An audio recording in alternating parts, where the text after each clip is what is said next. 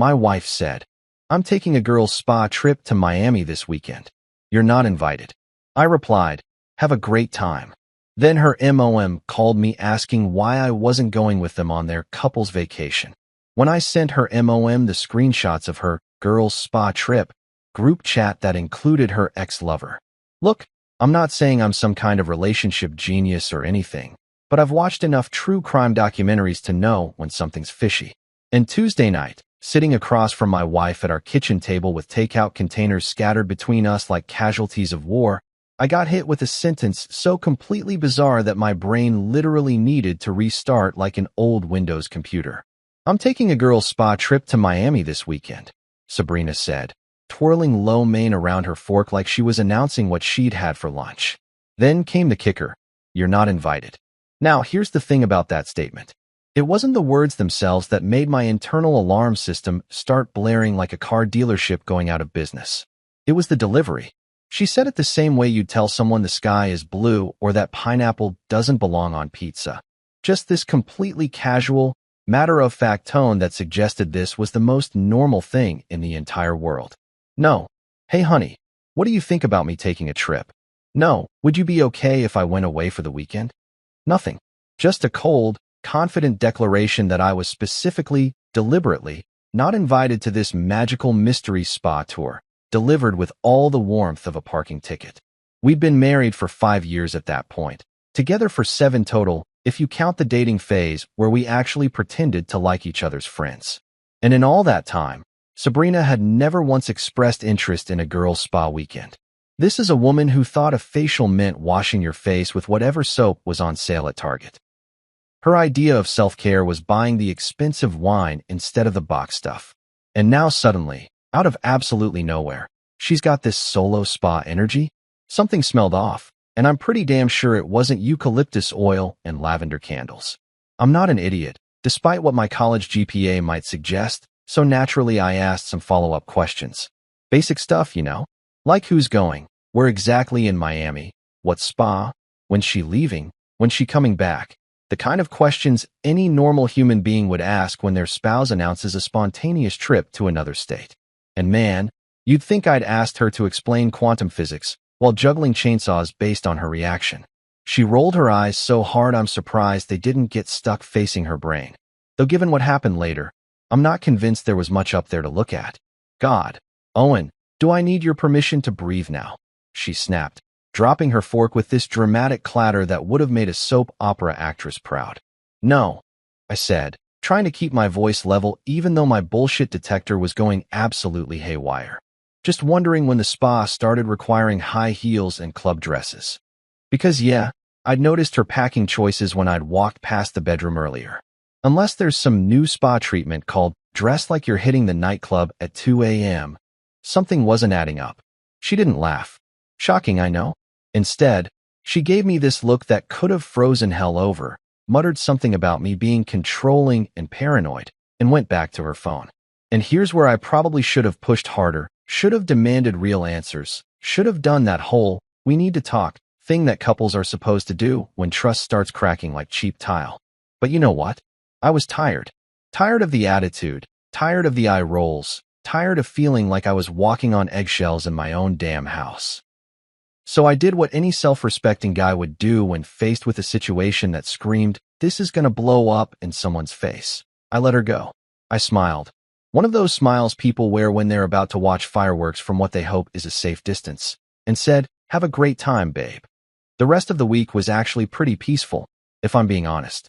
She was busy packing and texting and doing whatever mysterious pre-trip stuff she was doing, and I was content to binge-watch my shows without commentary about how murder documentaries are depressing. She left Friday morning with a suitcase that looked like she was moving to Miami permanently rather than going for a weekend spa retreat.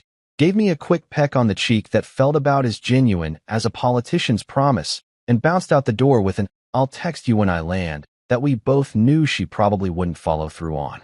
I spent Friday night doing absolutely nothing productive. Ordered pizza, drank beer, watched 3 episodes of that new true crime series about the guy who faked his own death. It was glorious. Saturday morning rolled around, and I was living my best temporary bachelor life, sitting on the couch in my boxers, working through a bowl of cereal that was definitely more sugar than grain, and watching another documentary about financial fraud. This is what peak male happiness looks like, folks. No drama, no attitude, just me, my frosted flakes, and learning about people who embezzled millions from their companies. And then my phone rang. Not a text, not an email, an actual phone call, which in this day and age basically means someone died or something's gone catastrophically wrong. I looked at the screen and saw it was Linda, Sabrina's mom. And for a split second, I had that panic moment of, oh God, what happened? But when I answered, she was cheerful as Sunday morning sunshine, which somehow made what came next even worse. Hey, sweetheart. She chirped, using that mom voice that usually preceded questions about grandchildren we weren't having. Just checking what time you two are landing today. I've got the beach house all stocked up with wine and snacks, and Frank picked up that craft beer you like. I nearly inhaled my spoon. The cereal milk went down the wrong pipe, and I started coughing like a 60-year-old smoker while my brain tried to process what she'd just said. Landing? Beach house? Wine and snacks? What the actual hell was happening? Landing. I managed to choke out between coughs, setting down my bowl before I could drown myself in artificially flavored milk. Linda, Sabrina said she's on a girls' spa trip. You know, face masks, cucumber water, overpriced massages, the whole 9 yards. The silence that followed was the kind that makes your butthole clench. You know that moment in horror movies right before something jumps out? Yeah, it was exactly like that, except instead of a monster, I was about to face something far more terrifying. A mother-in-law who'd just realized her daughter was a lying piece of work. Then came the inhale. Not just any inhale, mind you, but the kind of sharp, aggressive breath that mothers make right before they unleash the kind of divine wrath that makes God himself take notes. I'd heard Linda do this exactly twice before. Once when Sabrina's sister Tessa got a tattoo at 17, and once when she found out her husband Frank had donated her vintage china to Goodwill. Both times, the aftermath had been legendary. This time, I had a front row seat to what was about to be an absolute nuclear meltdown, and I wasn't even sure I was ready for it. She told me, Linda said, her voice dropping about 3 octaves into that dangerous mom zone where every word sounds like a death threat wrapped in silk, that you two were joining us for a couple's vacation. She said you had some big work thing on Friday, so you couldn't fly out with her, but that you'd be landing today around noon, and we'd all have a nice family weekend at the beach house. I'm pretty sure my soul left my body right then. I was just floating somewhere above my couch, looking down at myself sitting there in my ratty boxers and my college t-shirt with the mysterious stain I'd given up trying to identify, watching my entire marriage implode via speakerphone. My brain was doing mental gymnastics trying to figure out how my wife could simultaneously be on a girls' spa trip and a couple's vacation with her parents. Last time I checked, quantum physics didn't apply to lying spouses, but apparently Sabrina had found a loophole. She's not with you? I asked, even though I already knew the answer. Sometimes you ask stupid questions because your brain is still buffering, trying to load the reality of the situation while your mouth just makes sounds to fill the awkward silence. No. Linda's voice had gone from dangerous to full-on prosecutorial. I could practically see her pacing around her beach house kitchen, probably wearing one of those floral sundresses she always wore on vacation, gesturing wildly with her free hand the way she did when she got worked up. She said you were flying down later. Owen, what the hell is going on? Where's my daughter? That's when my stomach dropped harder than the stock market in 2008. Faster than my GPA when I discovered beer in sophomore year. More sudden than my faith in humanity after working retail for exactly 1 Christmas season. Pick your metaphor. They all applied to the sick, twisting sensation happening in my gut right at that moment. Linda, I said slowly, my true crime documentary still playing in the background like the world's most ironic soundtrack. I need to call you back in 5 minutes. Please don't call Sabrina yet. Just give me 5 minutes. Owen, 5 minutes. I promise I'll explain everything. I hung up before she could argue, which was probably the bravest thing I'd done all year, and immediately grabbed my laptop. My hands were shaking like I'd mainlined espresso as I opened Instagram, which I barely used except to look at food pictures and pretend I had a social life. I typed in Sabrina's username, @SabrinaLivesLaughs, because of course it was something that basic, and clicked on her story. And there it was. There she fucking was. My wife, my supposedly at a spa getting pampered wife, in all her cheating glory, posted for the entire world to see because apparently she thought I was too stupid to check social media. The first story was a boomerang, because nothing says, "I'm a lying cheat," quite like a boomerang, of a champagne glass clinking against another champagne glass. Fancy place too, with those floor-to-ceiling windows that showed the Miami skyline glittering in the background. The kind of place that doesn't serve cucumber water and provide fluffy robes. I tapped to the next story, my heart pounding so hard I could hear it over the sound of the TV. This one was a selfie, and Jesus Christ, if I'd had any doubt before, it evaporated faster than my respect for her. Sabrina was wearing this tight black dress that I'd never seen before. Must have been a special purchase for her special trip, with her hair all done up and makeup that definitely wasn't spa retreat casual. She had that fake candid smile, you know the one, where they're trying to look like they're not posing, but you can tell they took about 40 shots to get the right angle. But that wasn't even the worst part. Oh no, the worst part was the arm. There was definitely a man's arm around her waist, visible just enough in the edge of the frame that you knew it was intentional, like she wanted people to know she was with someone, but was playing coy about who. And on that arm, visible as day, was a tattoo. Not just any tattoo. A compass with some Latin phrase underneath that I'd spent 2 years of my life having to look at every time we went to family gatherings. Mason, her ex-boyfriend. The gym rat philosopher who thought protein powder was a personality trait. The guy who'd once legitimately, with a straight face, said to me at Sabrina's cousin's wedding that protein shakes are a form of love language, and expected me to take him seriously. The same Mason who'd tried to get Sabrina back for 6 months after we started dating, sending her those "I miss you" texts at 2 a.m. like some kind of emotional vampire who fed on drama and pre-workout supplements. I sat there staring at my laptop screen, watching the story replay automatically, the champagne glasses clinking in their endless loop like some kind of mockery. My cereal was getting soggy in the bowl next to me. The documentary narrator was talking about someone embezzling $3 million from their company. And my wife was in Miami, dressed like she was auditioning for a rap video, with her ex-boyfriend's tattooed arm around her waist, while simultaneously telling me she was at a spa and telling her parents we were on a couple's vacation together. The audacity, the sheer, unmitigated, Olympic-level audacity of this woman. She'd lied to everyone. Me, her parents, probably her friends too, and then posted evidence of her lie on social media like she was immune to consequences. Like I was too dumb to figure it out. Like her mom wouldn't call. Like the internet didn't exist. Perfect. Just absolutely perfect. This was fine. Everything was fine. My marriage was imploding via Instagram story. My mother-in-law was probably having an aneurysm in Florida, and I was sitting in my boxers eating soggy cereal while watching a documentary about fraud. The irony wasn't lost on me. I picked up my phone to call Linda back, my hand still shaking, but now for a completely different reason. That initial shock was wearing off, and underneath it?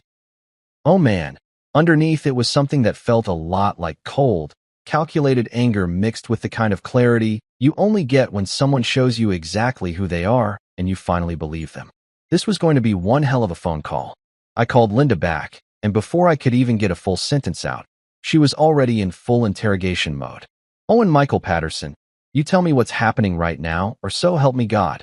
Linda, I'm sending you screenshots, I interrupted, pulling up the Instagram stories again and taking rapid-fire photos with my phone like I was documenting a crime scene.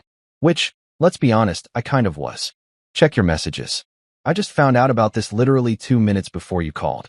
I sent her 3 screenshots. The champagne boomerang, the selfie with Mason's tattooed arm, and for good measure, a third story I'd found showing Sabrina and Mason at what looked like some trendy Miami restaurant. Both of them laughing at something with the kind of body language that screamed, "We're definitely hooking up later." Then I sat back and waited for the explosion, phone held slightly away from my ear because I knew what was coming. The silence lasted maybe 15 seconds. Then, that lying little, followed by a string of words I didn't know Linda even knew, let alone would use. I'm talking curse words in English, Spanish, and what might have been some Italian she'd picked up from her grandmother. It was honestly impressive. If there were Olympics for creative profanity, Linda would have taken home gold, silver, and bronze. "I'm going to kill her," Linda said, and she sounded so calm about it that it was actually more terrifying than the yelling. I'm going to absolutely murder her. Frank, get in here right now.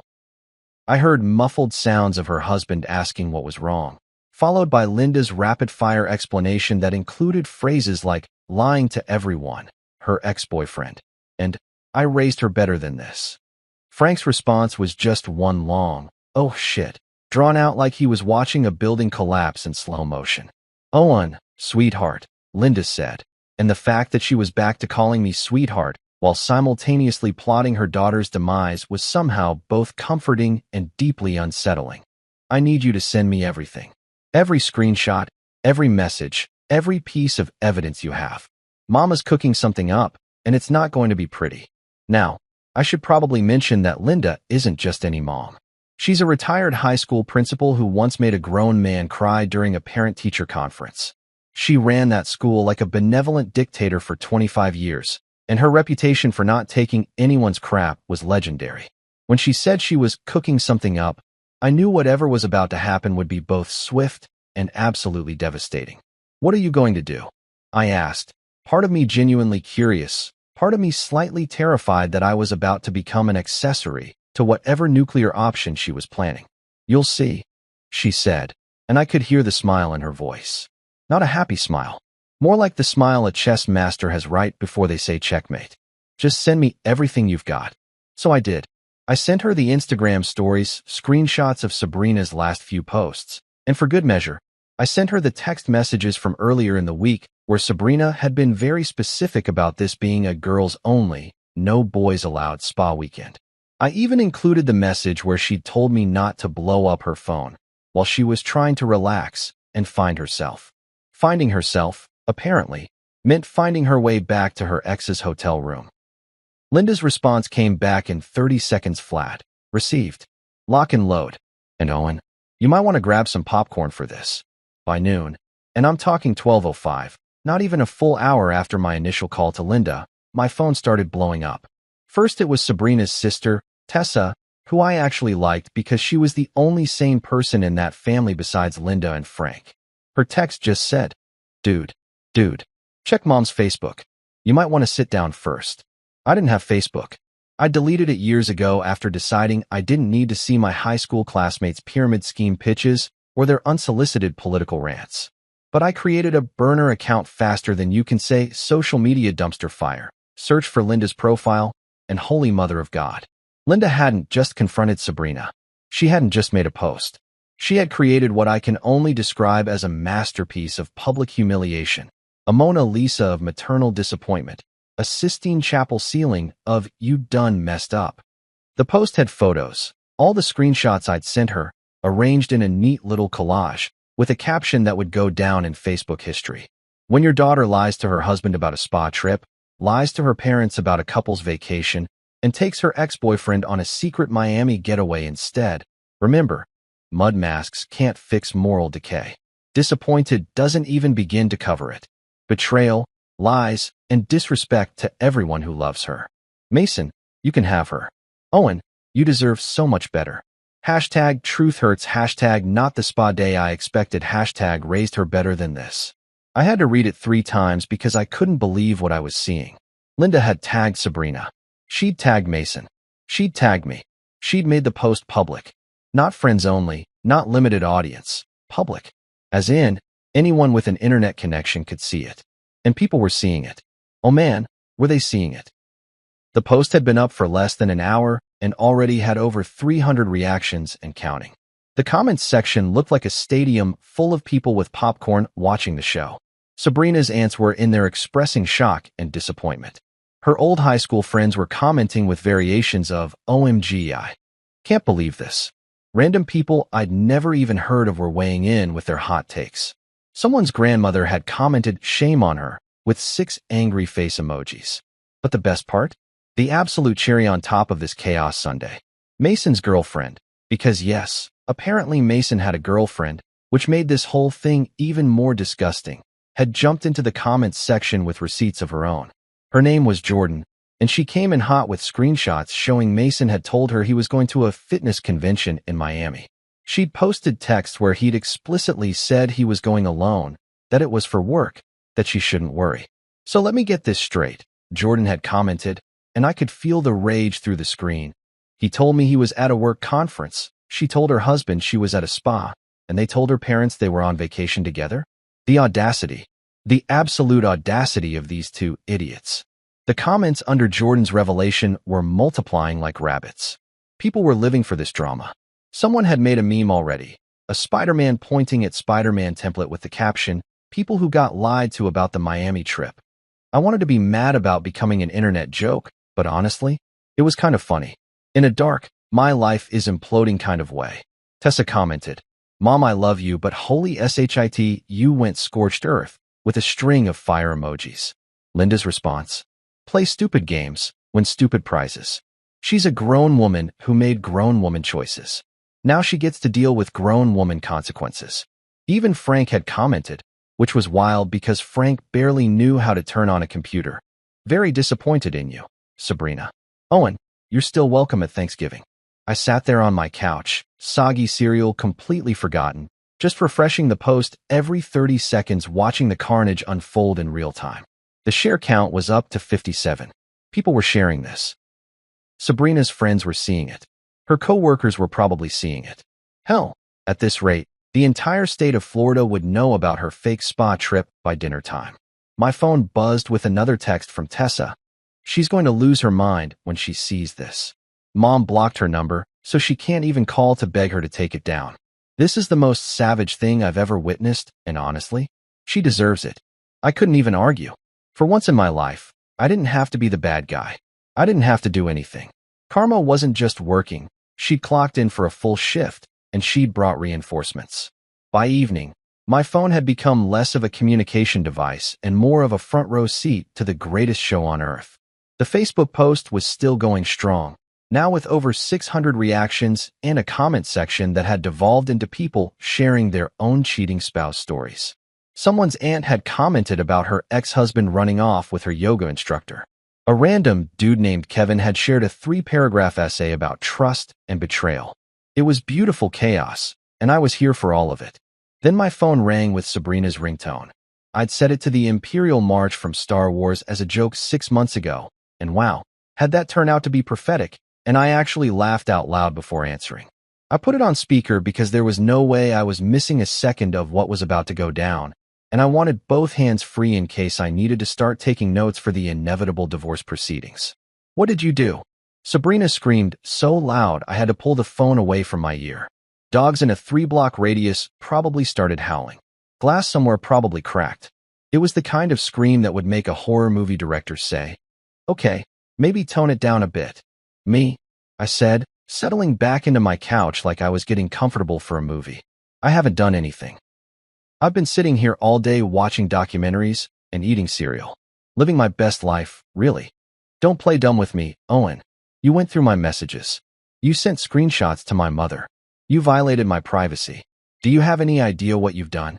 The audacity, and I cannot stress this enough, the sheer, unfiltered, weapons-grade audacity of this woman never ceased to amaze me. Here she was, caught red-handed with her ex-boyfriend in Miami after lying to literally everyone in her life.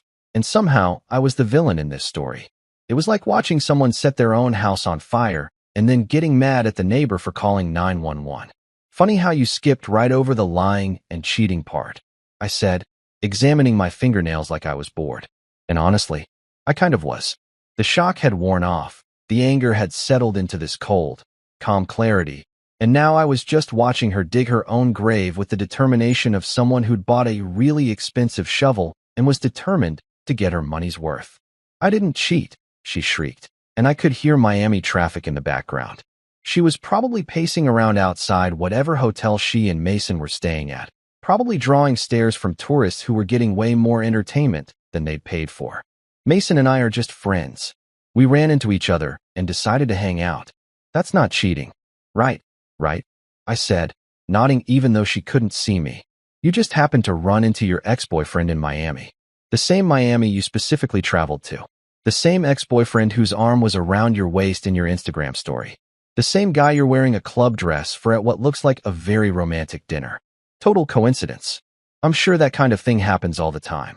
You're twisting everything. God, you're so controlling. You've always been jealous of Mason. I actually laughed at that one. Jealous of Mason? The guy who tried to sell me on his cryptocurrency investment scheme at Christmas dinner? The guy who posted gym selfies with captions like grinding for greatness and no days off, just gains? That Mason? Sure, Sabrina. I'm super jealous of a guy whose entire personality is protein powder and inspirational quotes he found on Instagram. This is exactly why I needed time away from you, she yelled, and I could hear her voice getting that hysterical edge that usually meant she was about to cry. Not real crying. Mind you, the tactical kind she deployed when logic wasn't working and she needed to switch strategies. You're suffocating me. You're always questioning me. You never trust me. Well, gee, I wonder why, I said dryly. It's almost like you lied about where you were going, who you were with, and what you were doing. But sure, I'm the problem for noticing. I can't believe you sent those screenshots to my mother. Do you have any idea what you've done to my reputation? She posted everything on Facebook. Facebook, Owen. Everyone I know has seen it. My coworkers, my friends, my entire family. You've ruined my life. No, sweetheart, I said, and I made sure to put extra emphasis on the sarcasm in that pet name. You ruined your own life. I just had a conversation with your mother. She's the one who decided to go full nuclear option on social media. And honestly, can you blame her? You lied to her face. Told her we were coming down for a couple's vacation while you were actually hooking up with your ex. That's not on me. That's all you. You could have stopped her. You could have told her not to post it. I sat up a little straighter at that one, because the sheer delusion was actually impressive. Oh, so now I'm supposed to protect you from the consequences of your own actions? That's rich. Let me get this straight. You want me to lie to your mother to cover up your lies about lying? Do you hear yourself right now? There was a pause, and I could hear her breathing heavily on the other end. In the background, I heard a male voice say, "Babe, just hang up." And I had to bite back another laugh because Mason was there, listening to this whole thing, probably realizing he'd hitched his wagon to the Titanic and the iceberg was dead ahead. You've ruined my trip, Sabrina wailed. And yep, there were the tactical tears right on schedule. I came here to relax and find myself, and you've made it a nightmare. Oh, I'm so sorry, I said, laying the sarcasm on thick enough to spread on toast. Did your couple's retreat with Mason not include a getting caught package? That's usually an add-on. You should complain to the hotel. I hate you, she screamed. I hate you so much. You're a terrible husband. You've never supported me. All you do is judge me and make me feel bad about myself. Sabrina, the only person making you feel bad about yourself is you. I'm just sitting here eating cereal and answering phone calls. You're the one who decided to lie to everyone. Take your ex-boyfriend to Miami and then post about it on Instagram like you were immune to consequences. That's not me being a terrible husband. That's you being a terrible person. She made this sound that was half scream, half sob, the audio equivalent of a toddler throwing themselves on the floor of a grocery store because mom said no to candy. You know what? Fine. Keep the apartment. Keep everything. I don't need you. I don't need any of you. Mason and I are going to. You're going to what? I interrupted. Run away together? Start a new life? Babe, Mason's girlfriend already posted screenshots of him planning this trip behind her back. He's about to be just as homeless as you are. You two can get a cardboard box together. Very romantic. His girlfriend doesn't understand him like I do. And there it was. The delusion had reached critical mass. She'd actually said the thing that every cheater says, the cliché so overused it should come with an eye-roll warning.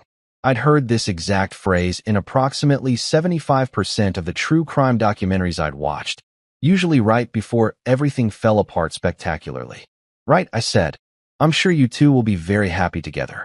Look, I've got a documentary to get back to, so unless you're calling to apologize, which I know you're not, I think we're done here.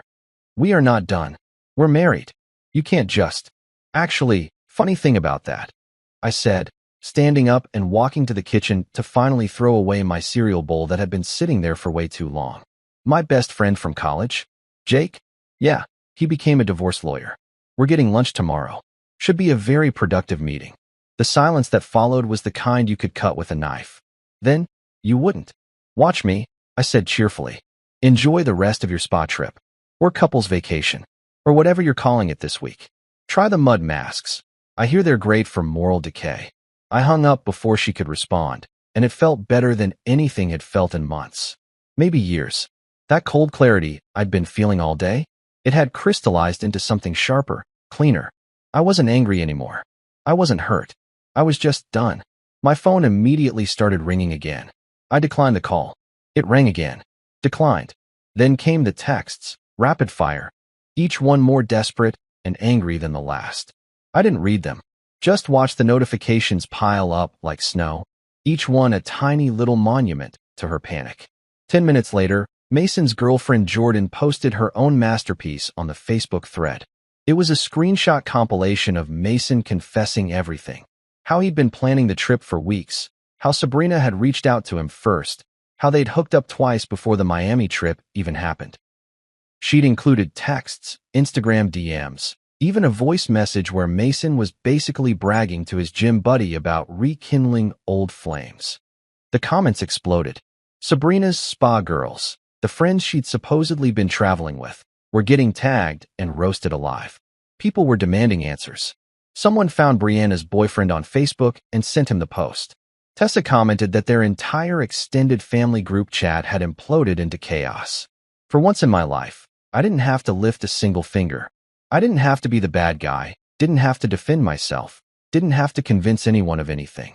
The truth was out there, documented and receipted, and karma wasn't just working overtime. She'd apparently called in the entire night shift. I ordered pizza, cracked open a beer, and settled in to watch the show. Best Saturday night I'd had in years. Monday morning hit different. You know that feeling when you wake up and for about 3 seconds everything's normal, and then reality slams into you like a freight train made of your own poor life choices? Except this time, the poor life choices weren't mine, and that made all the difference.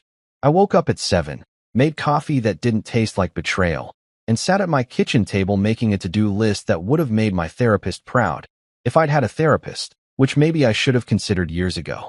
Number 1 on that list, change the locks. Now, I know what you're thinking. Owen, isn't that a bit extreme? Shouldn't you at least wait until you talk to a lawyer? And normally, yeah, you'd be right. But here's the thing about having your spouse publicly exposed as a cheater on Facebook with over 1,000 reactions and counting, it clarifies things. It's like getting prescription glasses after years of squinting. Suddenly everything's in perfect focus, and what I saw was crystal clear. My wife had lied to everyone, cheated with her ex, and was probably going to come back swinging when she realized her whole life had imploded faster than a cryptocurrency scam. I called a locksmith at 8 a.m. Guy named Tommy who showed up at 9:30 in a van that looked like it had seen better decades. He was probably in his 50s, wearing a tool belt that had more personality than most people I knew. And he took one look at me standing there in my pajama pants and coffee-stained t-shirt and said, "Divorce or roommate situation?" "How'd you know?" I asked, genuinely curious about his detective skills. "Brother, I've been doing this for 30 years. Monday morning, Guy answers the door looking like he hasn't slept. First thing he says is he needs all the locks changed ASAP. It's either divorce or you pissed off the mob. And you don't look like mob material, no offense. None taken. It's divorce. Well, impending divorce. Currently in the my wife is in Miami with her ex-boyfriend, while the entire internet roasts her alive phase. Tommy whistled low and long. Ouch. Yeah, you definitely want new locks. Had a lady last year, changed her locks. Ex-husband tried to break in through the window instead. Had to come back and install bars. You want me to check your windows while I'm at it? Let's start with the locks and see how the week goes, I said, which in retrospect was probably the most reasonable thing I'd said in 72 hours. Tommy got to work, and I sat on my couch watching him drill and swap out hardware while I scrolled through the continued Facebook carnage.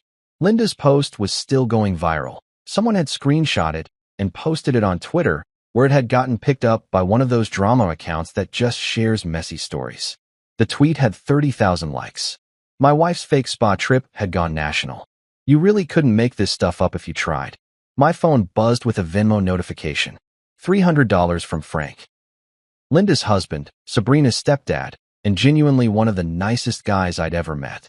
The note attached said, "For the locksmith. Consider it reparations for raising her with Linda's first husband's genes. You're a good man. Call if you need anything." I actually got a little choked up at that, not gonna lie. Frank had been in my life for 5 years, always treating me like the son he never had, teaching me how to fix basic stuff around the house. giving me advice about marriage that I clearly should have followed more closely. And here he was, sending me money to lock his stepdaughter out of my apartment while she was in Miami pretending to be at a spa. The man was a saint. I sent him back a text. Frank, you didn't have to do this. But thank you. Seriously. His response came quick. I absolutely did. Linda's still mad she can't ground Sabrina anymore. This is the next best thing. Also, you're still coming to the Super Bowl party in February, right? We got a bet going on the spread. God, I loved Frank. Tommy finished up around 11, handing me 3 shiny new keys and a receipt that Frank's $300 covered perfectly. Good luck, man, he said, packing up his tools. And hey, if she tries anything crazy, you got my number. I also do security consultations. I'll keep that in mind, I said, genuinely meaning it.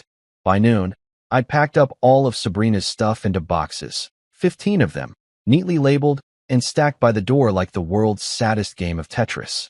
Her clothes, her shoes, her collection of scented candles that had made our apartment smell like a Bath and Body Works had exploded, all of it sorted and ready to go. I even included the expensive blender she'd bought for her health journey that lasted approximately 4 days before she went back to drinking Starbucks for breakfast. That's when my phone lit up with a text from Sabrina. Flight lands at 6 p.m. We need to talk when I get home. The audacity was still at Olympic levels. We need to talk. Like she was coming home from a normal business trip instead of a weekend of lies and infidelity. Like I was going to be sitting there waiting with open arms and a forgiveness speech prepared. Like the entire internet hadn't just watched her get exposed as a cheater. I typed back, your things are packed. Arrange pickup. Locks are changed. 3 dots appeared immediately, disappeared, appeared again. This went on for a solid 2 minutes. Finally, you can't be serious. Dead serious. You made your choices. I'm making mine. Owen, we need to talk face to face. I can explain everything. No explanation needed. I saw the Instagram stories. So did your mom. So did approximately 2,000 people on Facebook. Pretty self-explanatory. This is my home too. I looked around the apartment that I'd been renting for 3 years before I even met Sabrina, the apartment where only my name was on the lease, the apartment that I'd stupidly let her move into because I thought we were building a life together. Check the lease, I typed back. Your name's not on it. Never was. The 3 dots did their little dance again. Then my phone rang. I declined it. It rang again. Declined. Then came a voice message that I deleted without listening to, followed by about 15 texts that got progressively more angry and desperate, which I also didn't read. I was done. That cold clarity from Saturday night, it had settled in permanently, like concrete hardening into something solid and unshakable. 6:30 rolled around, and I was making dinner. Just some pasta, nothing fancy, when I heard it. The sound of a key trying to fit into a lock that no longer matched. Scratch, scratch, jiggle, curse. Then pounding. Owen, open this door. I took my time walking over, looked through the peephole. There was Sabrina, mascara already running down her face like she'd been crying on the plane, still wearing her Miami outfit, her suitcase behind her looking almost as defeated as she did. Owen, please. We need to talk. Your stuff's packed. I called through the door. You can arrange to pick it up later. I'm not doing this right now. You can't lock me out. This is my home too. I live here. Your name's not on the lease, Sabrina. And last I checked, infidelity doesn't come with a spare key. That's when she really lost it. The pounding got louder, more frantic. She was full-on wailing now, the kind of public breakdown that makes neighbors peek through their blinds. Mrs. Chun from 3B cracked her door open, took one look at the situation, and quickly closed it again. Even she knew this was a mess not worth getting involved in. I'm calling the police. Sabrina screamed. Go ahead. I called back, returning to my pasta because at this point, what else was I going to do? Let it overcook? I'd lost a wife. I wasn't about to lose dinner too. 10 minutes later, just enough time for me to drain the pasta and start on my sauce. There was a knock at the door. More professional this time. I looked through the peephole and saw 2 officers, one looking bored, one looking like he'd already figured out what kind of call this was. I opened the door. Evening, officers. Sir, we got a call about a domestic dispute, the bored one said, already sounding like he wanted to be literally anywhere else. Not really a dispute, I said. My wife, soon-to-be ex-wife, is upset that I changed the locks after she spent the weekend in Miami with her ex-boyfriend. Her name's not on the lease. I've got her stuff packed and ready for pickup. That's about it. Sabrina pushed forward. He's throwing me out. This is my home. He can't just kick me out. The officer who'd been quiet pulled out a notepad. Ma'am, do you have any documentation showing this is your legal residence? Mail with your name at this address. Anything. I live here. My stuff is here. Was here. I corrected. It's in boxes now. Ready whenever you want to pick it up. Sir, can we see the lease? The board officer asked. I pulled it up on my phone. I'd gotten a digital copy years ago because I'm not a total mess, and showed it to him. One name. Mine. The officer looked at it, looked at Sabrina, sighed the sigh of a man who'd seen this exact scenario play out 100 times. Ma'am, this is a civil matter. The lease is in his name. Legally, he has the right to deny you entry. He glanced at me. Sir, she is entitled to collect her belongings. They're packed and ready, I said. She's welcome to take them whenever she wants. With supervision. He can't do this. Sabrina wailed. I have nowhere to go. The second officer, the one with the notepad, finally spoke up. His voice was dry as desert sand. Ma'am, respectfully, it seems like you threw yourself out. In Miami. I had to bite my lip to keep from laughing. The officer's comment hung in the air like the world's most perfect punchline, and I watched Sabrina's face go through about 17 different emotions in the span of 3 seconds. Shock, rage, indignation, more rage, a brief flicker of embarrassment, and then right back to rage because apparently that was her default setting now. The board officer was trying really hard not to smile, and honestly, I respected his professionalism because I was barely keeping it together myself. That's not. You can't just, Sabrina sputtered, pointing at the officer like he'd personally betrayed her by understanding basic cause and effect. This is police harassment. I'm being discriminated against. Ma'am, the notepad officer said, his patience clearly wearing thinner than gas station toilet paper. Discrimination requires a protected class. Cheated on spouse isn't one of them. You can collect your belongings at a mutually agreed upon time, or you can pursue this through civil court. Those are your options.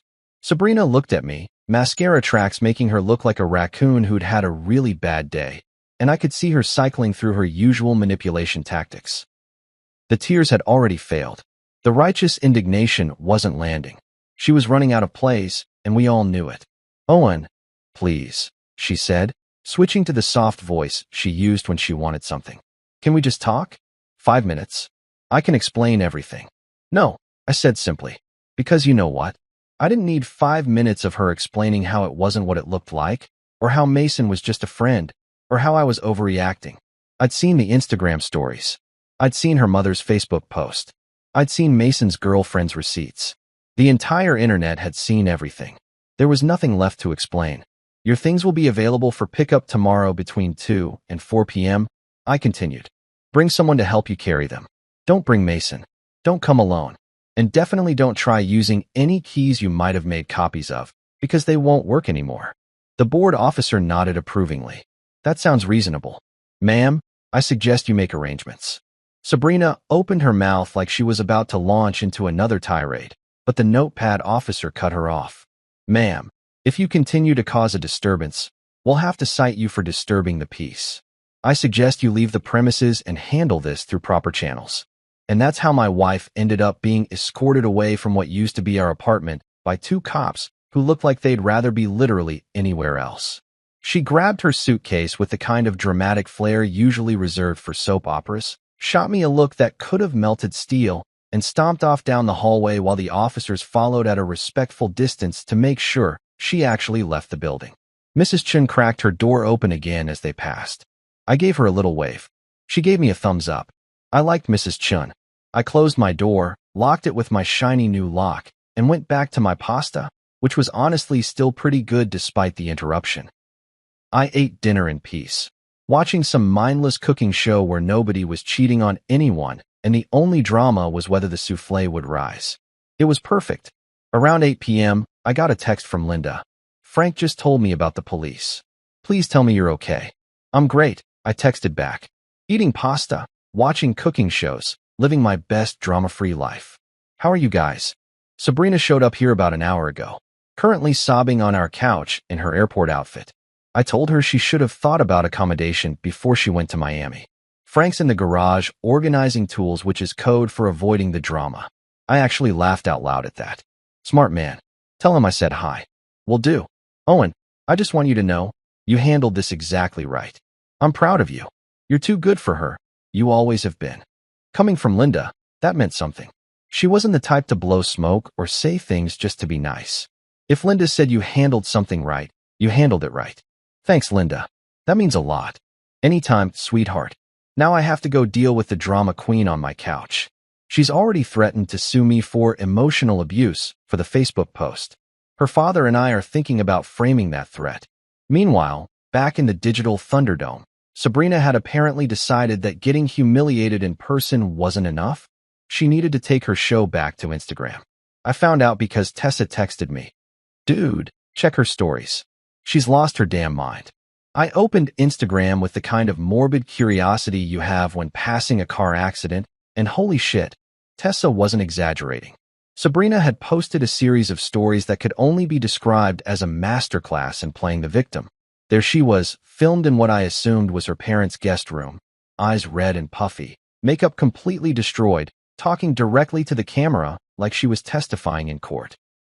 I just want everyone to know, she said, her voice doing that shaky thing that's supposed to make you feel sorry for her, that I'm a survivor of emotional manipulation and control. My husband has locked me out of my own home. He's turned my family against me, all because I wanted to take a weekend for myself to focus on my mental health. The mental gymnastics were Olympic level.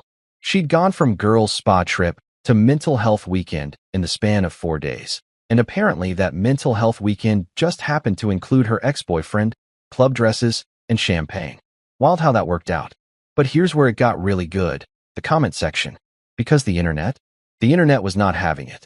The first comment was from someone named at Reality Check Queen. Girl, didn't you literally post stories with your ex? We all saw them before you deleted them. The screenshots are eternal. Another one from Adramala McQueen. Self-care doesn't mean taking care of other people's boyfriends, babe. Someone named at Truthbombum wrote, your own mother exposed you on Facebook with receipts. Receipts. Maybe focus less on your mental health weekend and more on your moral health crisis. Even worse for Sabrina, her spa friends, the ones who were supposedly on this girl's trip with her, were getting absolutely torched in their own comment sections.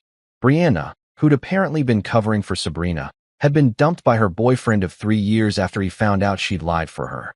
She'd posted her own sob story about how friendship sometimes means protecting your girls, and the internet had collectively responded with friendship doesn't mean being an accomplice to cheating, you absolute doorknob. Tessa's husband had apparently sat her down for what she described as the most uncomfortable conversation of my life, where he'd asked point blank if she'd known about Mason. She'd sworn she didn't.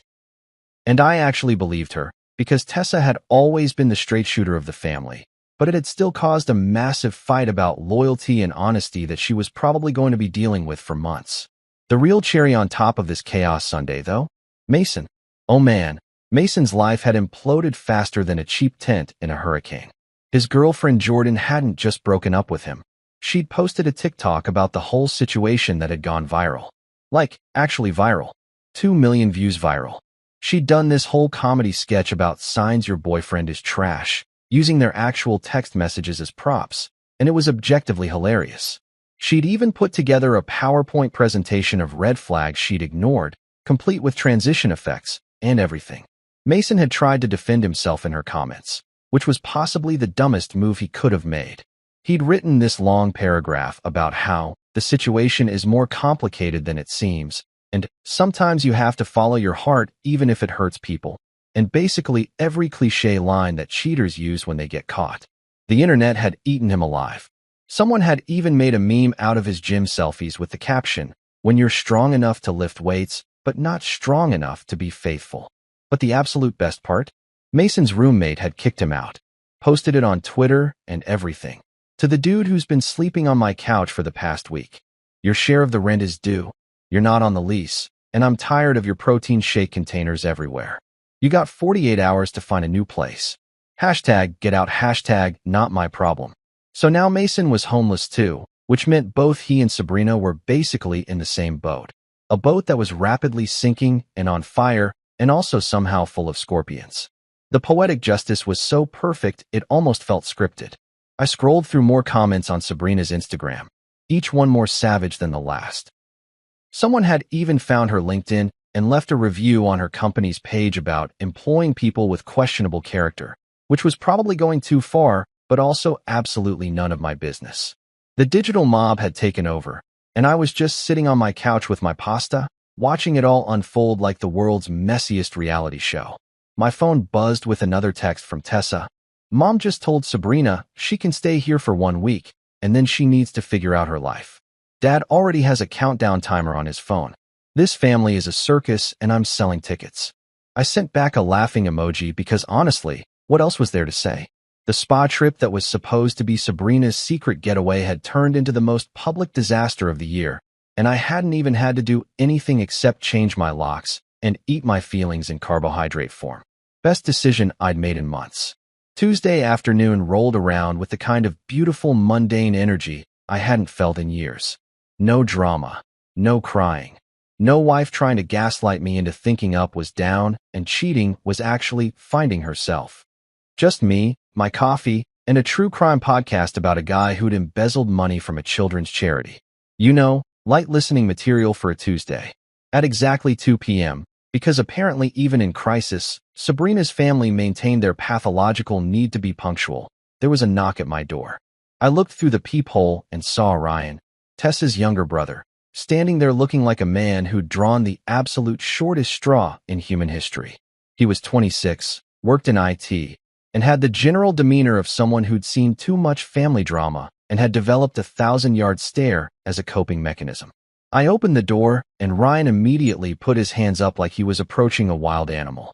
Hey, before you say anything, I want you to know I think what she did is absolutely insane, and I'm only here because Mom threatened to cut me out of her will if I didn't help. I couldn't help but laugh. Man, come on in. You want a beer? I feel like you're gonna need one. His whole body sagged with relief. Oh, thank God. I thought you were gonna throw something at me. And yes, absolutely, I would love a beer. I've been listening to Sabrina cry for 2 days straight, and I'm pretty sure I'm developing some kind of PTSD. I grabbed 2 beers from the fridge, the good stuff, not the cheap cans I usually drank when I was alone, and handed him one. He took a long pull, and then looked at the 15 neatly labeled boxes I'd stacked by the door. Damn, you really went all out with the organization, huh? I had time, I said, shrugging. Plus, I didn't want her coming back later claiming I kept her stuff or damaged anything. Every box is labeled, everything's accounted for. I even bubble-wrapped her fancy plates. Ryan shook his head in what looked like genuine admiration. Dude, you're handling this way better than I would. If I found out my girlfriend was in Miami with her ex, I'd probably just set all her stuff on fire and call it a day. Oh, I thought about it, I admitted. Spent a good 20 minutes on Sunday Googling legal ways to destroy ex-spouse belongings before I remembered I'm not actually a psychopath. That's character growth right there, Ryan said, clinking his beer against mine. So, I gotta ask, and feel free to tell me to mind my own business, but did you have any idea? Like, were there signs, or did she just wake up one day and decide to nuke her entire life? I thought about it for a second, taking a sip of my beer. Honestly, looking back, yeah, there were signs. She'd been distant for a few months, always on her phone, got real defensive whenever I asked basic questions. But you know how it is. You're in it, you're making excuses, you're telling yourself everything's fine because the alternative is admitting your marriage is falling apart. It's easier to ignore red flags when you're colorblind from denial. Ryan nodded slowly. That's actually really insightful. You should write that down. I've had a lot of time to think over the past few days, I said. That, and I've been binge-watching psychology videos on YouTube at 3 a.m. because apparently my brain decided sleep was optional. Dude, same. Last night, I watched a 2-hour documentary about cults because I couldn't sleep. Now I'm convinced Sabrina's current mental state is basically cult member-level delusion. He paused, then added quickly, Sorry, I know she's your wife. Soon-to-be ex-wife, I corrected. And no, you're absolutely right. The mental gymnastics she's doing to make herself the victim in this situation could win her an Olympic gold medal. She posted on Instagram last night about being a survivor of emotional manipulation. The comments section tore her apart. Ryan pulled out his phone and scrolled for a second, then burst out laughing. Oh my God, I saw that. Someone commented self-care doesn't mean taking care of other people's boyfriends, and I genuinely snorted my coffee. My girlfriend asked me what was so funny, and I had to explain the entire saga. She now refers to Sabrina as the spa trip girl and wants to know when the Netflix documentary is coming out. Tell your girlfriend she's invited to the divorce party, I said. I'm thinking of making it themed. Maybe tropical betrayal, with little umbrella drinks and fake palm trees. I would absolutely attend that, Ryan said, grinning. Can we have a piñata shaped like a suitcase? We spent the next 20 minutes just talking about basketball, about his job, about the absolute circus that was his family right now. Apparently, Sabrina had spent the last 2 days at Linda and Frank's house alternating between crying fits and trying to convince anyone who'd listen that this was all a huge misunderstanding. She'd attempted to get her sister Tessa on her side, which had backfired spectacularly when Tessa had told her point-blank that she was delusional and needed therapy. The best part, Ryan said, leaning forward like he was sharing classified information, is that she's now threatening to sue Mom for emotional abuse because of the Facebook post. Mom's response was to print out the post, frame it, and hang it in the hallway. Dad's already taking bets on how long until Sabrina notices. I actually had to set my beer down because I was laughing so hard. Your mom is a savage, and I respect the hell out of her. She didn't become a high school principal for 25 years by being nice, Ryan said. She once made a grown man cry during a parent-teacher conference because his kid had cheated on a test. That woman has no chill, and honestly, it's kind of amazing to watch. Eventually, we got down to business and started loading boxes into Ryan's truck. He brought his girlfriend Sarah along, a small, cheerful woman with bright pink hair who took one look at the situation and said, "Oh honey, you're living your best life right now, aren't you?" With such genuine enthusiasm that I wanted to hug her. I really am, I admitted. It's been the most peaceful 3 days I've had in months. Good for you, Sarah said, helping Ryan lift a particularly heavy box of shoes. My ex cheated on me in college, and I spent way too long trying to make it work. Best thing I ever did was kick him to the curb and focus on myself. Now I'm with this idiot. She gestured at Ryan, and life is way better. Hey, Ryan protested, but he was smiling. You know I love you, babe, but you are objectively an idiot sometimes, Sarah said cheerfully. Remember when you tried to fix the garbage disposal with your bare hands? That was one time, and I learned my lesson. Watching them banter was actually kind of nice.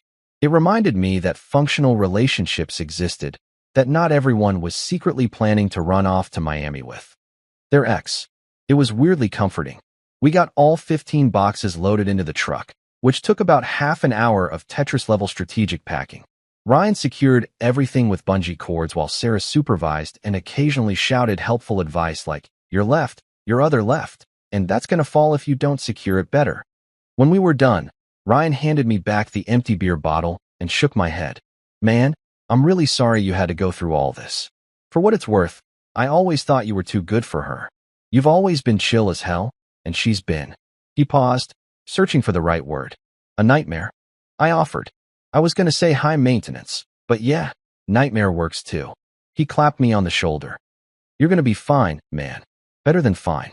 You dodged a grenade disguised as a candle, as my dad would say. Your dad's a smart man. He really is. He's already asked me if you're still coming to the Super Bowl party in February. I think he likes you more than he likes Sabrina at this point. Tell him I'll be there," I said. "Wouldn't miss it." Sarah gave me a quick hug before they left. "Stay strong, drink water, and remember that the best revenge is living well and also maybe getting a really good lawyer." "I've got the lawyer covered," I assured her. "Lunch with him tomorrow." "Perfect. Make sure he's a shark. You want someone who'll go for blood." As they drove off with all of Sabrina's earthly possessions crammed into the back of Ryan's truck, I stood in my doorway feeling lighter than I had in years.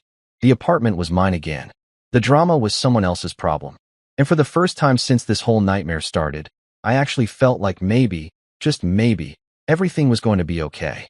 I went back inside, closed the door with my beautiful new lock, and ordered Chinese food because I'd earned it. My fortune cookie that night said, "New beginnings are often disguised as painful endings." Damn right they were. 3 days after the great box removal of Tuesday afternoon, I was finally starting to feel like a normal human being again. I deep cleaned the apartment, getting rid of all the lingering traces of Sabrina. Those scented candles that made the place smell like a Valentine's Day gift shop had exploded, the decorative pillows that served no actual purpose except to be in the way, the weird motivational signs she'd hung up that said things like live, laugh, love, and good vibes only. Turns out when you remove all the passive-aggressive decor, an apartment can actually feel like a home instead of a Pinterest board having an identity crisis. I was in the middle of my second cup of coffee on Friday morning, contemplating whether I wanted to be productive or spend the entire day doing absolutely nothing, when I heard something slide under my door. Not a knock, not a ring of the doorbell, just the distinct sound of paper scraping against hardwood floor. Immediately, my spidey senses started tingling, because nothing good ever gets slid under your door. Bills, eviction notices, passive-aggressive notes from neighbors about your music being too loud. It's always bad news. I walked over and picked up what turned out to be an envelope. A fancy one, too. The kind you get at those overpriced stationery stores where a pack of cards costs more than a meal at a decent restaurant. My name was written on the front in Sabrina's handwriting, all curly and dramatic, like she was addressing an invitation to a royal wedding instead of delivering what I could only assume was going to be another exercise in mental gymnastics. I should have thrown it away right then. Should have tossed it in the trash without opening it, made myself breakfast, and gone about my day. But you know what? Curiosity killed the cat, and apparently I was feeling feline. I opened it. Dear Owen. It started, and I already knew this was going to be good in the worst possible way. I've had a lot of time to think over the past few days, and I want you to know that I understand you're upset. What happened in Miami was a misunderstanding that got blown completely out of proportion. Mason and I are just friends. We always have been. When I ran into him at the airport, completely by chance, I swear, we decided it would be nice to catch up. The girls encouraged me to lie about the spa trip because they thought you'd overreact. Which, let's be honest, you did. I had to stop reading for a second because I was pretty sure my brain was having an aneurysm. She ran into him at the airport by chance. The airport in Miami? The city she specifically flew to? And somehow this chance encounter resulted in club dresses, champagne, and his arm around her waist in Instagram stories? The math wasn't mathing, as the kids say.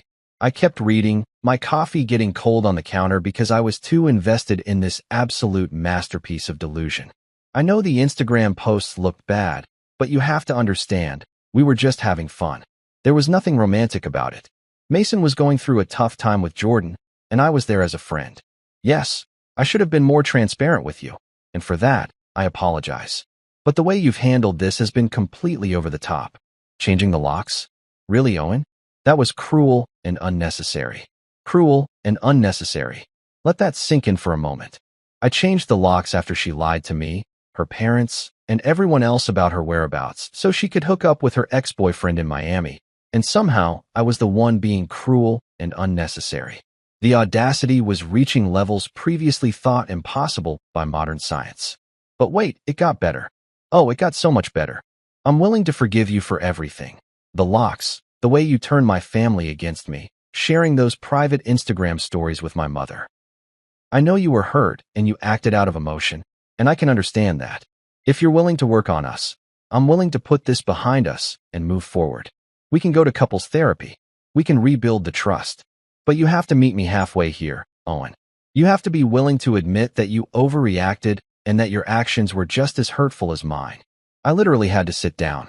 Not because I was emotional or upset, but because I was laughing so hard that my legs stopped working properly.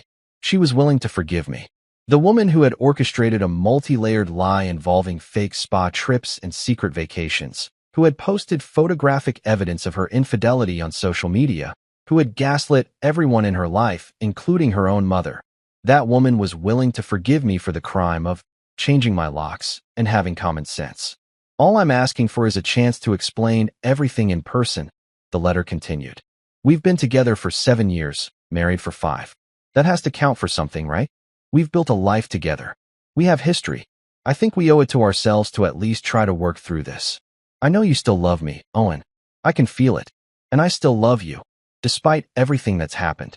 Let's not throw away everything we've built over one mistake. One mistake. She'd called this whole circus one mistake, like she'd accidentally ordered the wrong coffee at Starbucks instead of planning and executing an elaborate scheme that would make Ocean's 11 look like amateur hour. The entire letter was a masterclass in rewriting history, a PhD thesis in deflection, a goddamn Pulitzer Prize-worthy piece of fiction masquerading as an apology. The letter ended with, "Please call me. Let's talk like adults. I'm staying at mom and dad's, but that situation is temporary and honestly pretty uncomfortable. I miss you. I miss us. Love, Sabrina." I read the whole thing 3 times, each read-through making me laugh harder than the last. By the 3rd time, I had tears streaming down my face from the sheer absurdity of it all. She'd really sat down, probably at Linda and Frank's kitchen table, and written this thinking it would work.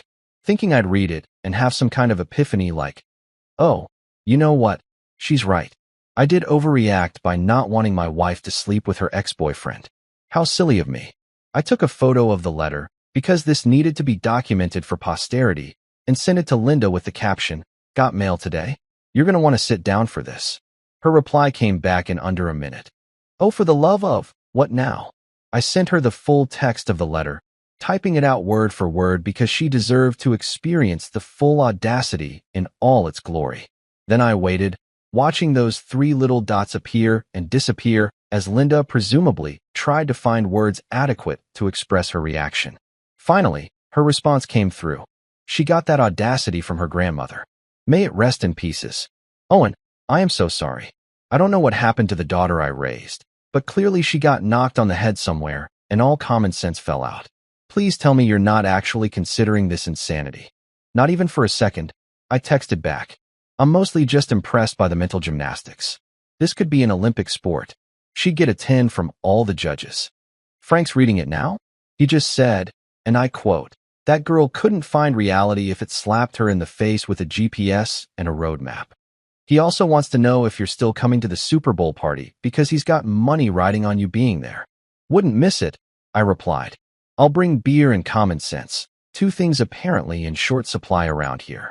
Linda sent back a string of laughing emojis followed by, "You're a good man, Owen." Too good for her, that's for damn sure. I'm framing this letter next to the Facebook post, creating a whole gallery wall of her bad decisions. I spent the rest of the morning doing exactly nothing productive, which felt absolutely glorious. No drama, no manipulation, no letters trying to convince me that Up was actually down and infidelity was just a minor oopsie that could be fixed with couples therapy and me admitting I was equally at fault for having the audacity to be upset about it. Around noon, my phone buzzed with an email notification from Sabrina, because apparently 1 attempt at contact per day wasn't enough. The subject line read, "Did you get my letter?" I deleted it without reading and went back to my documentary about the guy who'd started a cult in Oregon. At least that guy had the self-awareness to know he was running a scam. Sabrina genuinely seemed to believe her own bullshit, which was somehow more fascinating and terrifying in equal measure. That evening, Tessa called. "Ryan told me about the letter. Please tell me you laughed in her face." She slid it under the door, so I couldn't laugh in her face, but I did laugh at the letter itself. Multiple times. "I'm thinking of getting it framed." "Mom beat you to it." "She's already ordered a frame on Amazon. Prime shipping, it'll be here tomorrow." Tessa paused. "You know she's been asking everyone in the family if they'll talk to you on her behalf, right? She tried to get me to make you see reason." I told her the only reason I saw was that she's completely delusional. How'd she take that? About as well as you'd expect. Lots of crying, lots of nobody understands me, lots of playing the victim. It's exhausting.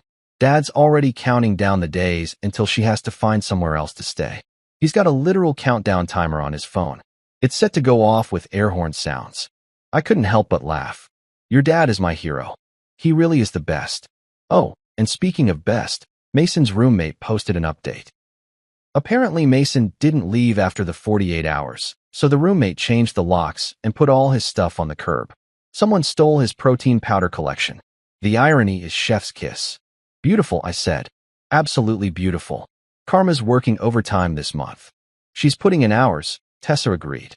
Anyway, I gotta go, but seriously, stay strong. Don't let her guilt trip you into anything. You deserve way better than this circus.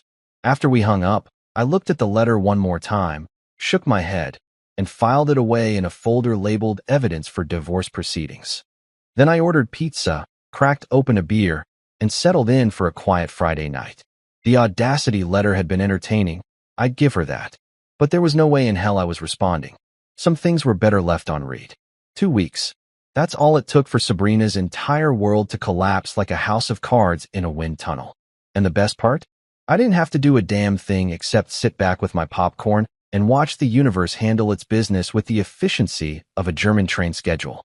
The first domino to fall was her friends. Not surprising, really, considering most of them had been tagged, exposed, or implicated in the Great Miami Spa lie of 2025. Brianna, the one who'd apparently been Sabrina's main accomplice in the cover-up operation, got dumped by her boyfriend and subsequently decided that maintaining a friendship with Sabrina wasn't worth losing her entire social circle. She posted a public apology on Instagram about making poor choices in who I support and promptly blocked Sabrina on every platform known to mankind.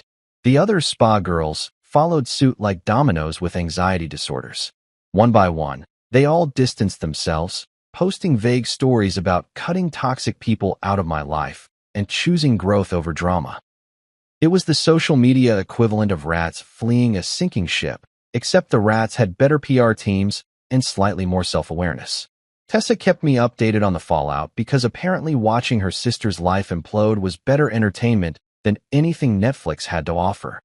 She tried calling Brianna like 15 times yesterday. Tessa told me over the phone one afternoon. Brianna finally answered and told her to lose her number. Then she blocked her. Sabrina spent the next 2 hours crying in Mom's bathroom.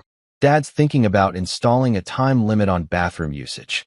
Frank's really committed to that countdown timer thing, huh? Oh, he's thriving. He's extended it now. Got a whole app that tracks how many days until she has to leave. He checks it like 3 times a day. Mom says it's petty. I say it's hilarious. But the friend exodus was just the appetizer in this 5-course meal of consequences. The main course came when Sabrina got fired from her job at that marketing firm downtown. The one she was always complaining about, but never actually quit because the pay was decent and the health insurance was solid. Apparently, she'd shown up late multiple times during that first week back from Miami, which already had her on thin ice with her boss. But the real nail in the coffin was when she had a complete emotional breakdown in the break room on a Tuesday afternoon. Like, full-on sobbing, hyperventilating, couldn't form coherent sentences breakdown. In front of clients who were there for a meeting. Important clients. The kind who bring in 6-figure contracts and don't appreciate their pitch presentation being interrupted by someone wailing about how nobody understands her pain. Her boss, a woman named Patricia who I'd met exactly once at a company holiday party and who had struck me as the type who'd fire her own grandmother if quarterly numbers dipped, called her into her office that same day. 15 minutes later, Sabrina was packing her desk while security watched to make sure she didn't steal any office supplies. The petty part of me hoped she at least grabbed some good pens on the way out. She came home with a cardboard box of her stuff. Linda told me when she called with the update, crying about wrongful termination and hostile work environments. I asked her if crying in front of clients counted as hostile to the work environment. She didn't appreciate that question. How long did it take for Frank to check his countdown timer? Approximately 4 seconds. He's gotten faster. I think he's developing a sixth sense for when things get worse. But wait. There's more. Because this story wasn't done serving up piping hot plates of karma. Mason, the protein shake philosopher, the gym rat with a vocabulary consisting primarily of gains and grind, apparently decided that having Sabrina crash at his place wasn't the romantic reunion she'd probably fantasized about during those Miami nights. According to Ryan, who heard it from Mason's ex-roommate, who posted about it on Twitter because apparently everyone involved in this circus had zero concept of privacy. Mason let Sabrina stay exactly one night before his current roommate, the one who'd already kicked him out once and reluctantly let him come back, threatened to evict them both. Turns out landlords frown upon unauthorized tenants, especially when said unauthorized tenant spends most of her time crying loudly enough to disturb the neighbors. Mason, in a shocking display of self-preservation that I didn't know he was capable of, chose his housing situation over his rekindled romance. He told Sabrina she needed to find somewhere else to stay, drove her to a motel on the outskirts of town, One of those pay-by-the-week places with flickering neon signs and questionable stains on everything. And pieced out so fast, he probably left skid marks. The motel's called the Sunset Lodge. Tessa informed me, barely containing her laughter. I looked it up on Google. It has 2.3 stars, and the reviews mention bedbugs. Multiple reviews. Like, it's a recurring theme. Jesus, I said, though I wasn't sure if I felt bad or if this was just the natural conclusion to making spectacularly bad life choices. Don't feel bad, Tessa said, reading my mind. She did this to herself. Every single part of it. She could have just not cheated on you. She could have just not lied to everyone. She could have made literally any other choice at any point in this process. But no, she went full speed ahead into the iceberg, and now she's mad that the ship is sinking. The Sunset Lodge era lasted about a week before things got even more desperate. I know this because on a random Thursday afternoon, I got an email. Not a text, not a phone call. An email, which somehow made it even more pathetic. The subject line read, Business proposal. Business proposal. Like we were colleagues discussing a merger instead of estranged spouses in the middle of a divorce that she'd caused by making decisions that would make a reality TV producer say, okay, that's too much drama. Let's dial it back. I opened it against my better judgment, and oh man, was it a journey. Owen. It started, no dear, no hi. Just my name like she was writing a memo. I hope this email finds you well. I wanted to reach out regarding a financial matter. As you know, the past few weeks have been incredibly difficult for me. I've lost my job, my housing situation has become unstable, and I'm currently staying in temporary accommodations while I figure out my next steps. I've had a lot of time to reflect on everything that's happened, and I realize that while we both made mistakes in our marriage, the consequences I'm facing seem disproportionate to my actions. I had to pause there because the sheer audacity, which I was starting to think was her superpower, was breathtaking. Disproportionate consequences. She'd lied to everyone, cheated with her ex, lost her job from her own actions, and got kicked out by the guy she'd cheated with, and somehow the universe was being unfair to her. Since you're partially responsible for my current situation, had you not changed the locks and turned my family against me, I would have had a support system to fall back on. I think it's only fair that you help me get back on my feet. I'm not asking for much. Just a loan of $4,500 to cover first month's rent, security deposit, and some basic necessities while I look for new employment. I'm happy to sign a promissory note and pay you back once I'm financially stable again. I think this is a reasonable request given our history and your role in my current circumstances. A loan. She wanted a loan. $4,500. From me, the guy she cheated on. Because apparently I was partially responsible for her homelessness by having the audacity to not let her walk all over me. I sat there staring at my laptop screen for a solid minute, just processing the levels of delusion required to write that email. Then I clicked reply and typed exactly one word. No. Sent it. Closed my laptop. Made myself a sandwich. Best executive decision I'd made all week. The emails started rolling in after that. 8 of them over the next 2 days. Each one more desperate and unhinged than the last. The second one was apologetic. I'm sorry if my first email came across wrong. I'm just really struggling here. The third one was guilt-trippy. I can't believe you'd abandon me when I need help the most. The fourth one was manipulative. Remember when you said you'd always be there for me? By the fifth email, she'd moved into threats. If you don't help me, I'll have no choice but to pursue legal action for spousal support and emotional distress. The sixth one claimed she'd already talked to a lawyer who said she had a very strong case. The seventh one said she'd be forced to tell everyone about what a terrible husband I'd been. I didn't read past number 3. Just watched the notifications pile up like digital garbage and felt absolutely nothing except maybe a mild sense of relief that I'd gotten out when I did. Later that day, my phone rang with Frank's number. I answered to the sound of him laughing so hard he was wheezing. Owen, he managed between gasps. Owen, you gotta. She just. Deep breaths, Frank. What happened? She asked us for money. More wheezing laughter. $4,500. Said it was for basic necessities and that we owed her because we destroyed her reputation with the Facebook post. I couldn't help but laugh along with him. Let me guess, Linda had thoughts? Oh, buddy, Linda had more than thoughts. She told Sabrina, and I quote, You can apply for a loan at the Bank of Reality, where the interest rate is your own consequences and the collateral is personal accountability.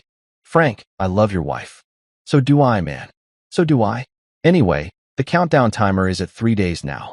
I'm thinking about throwing a party when it hits 0. You're invited.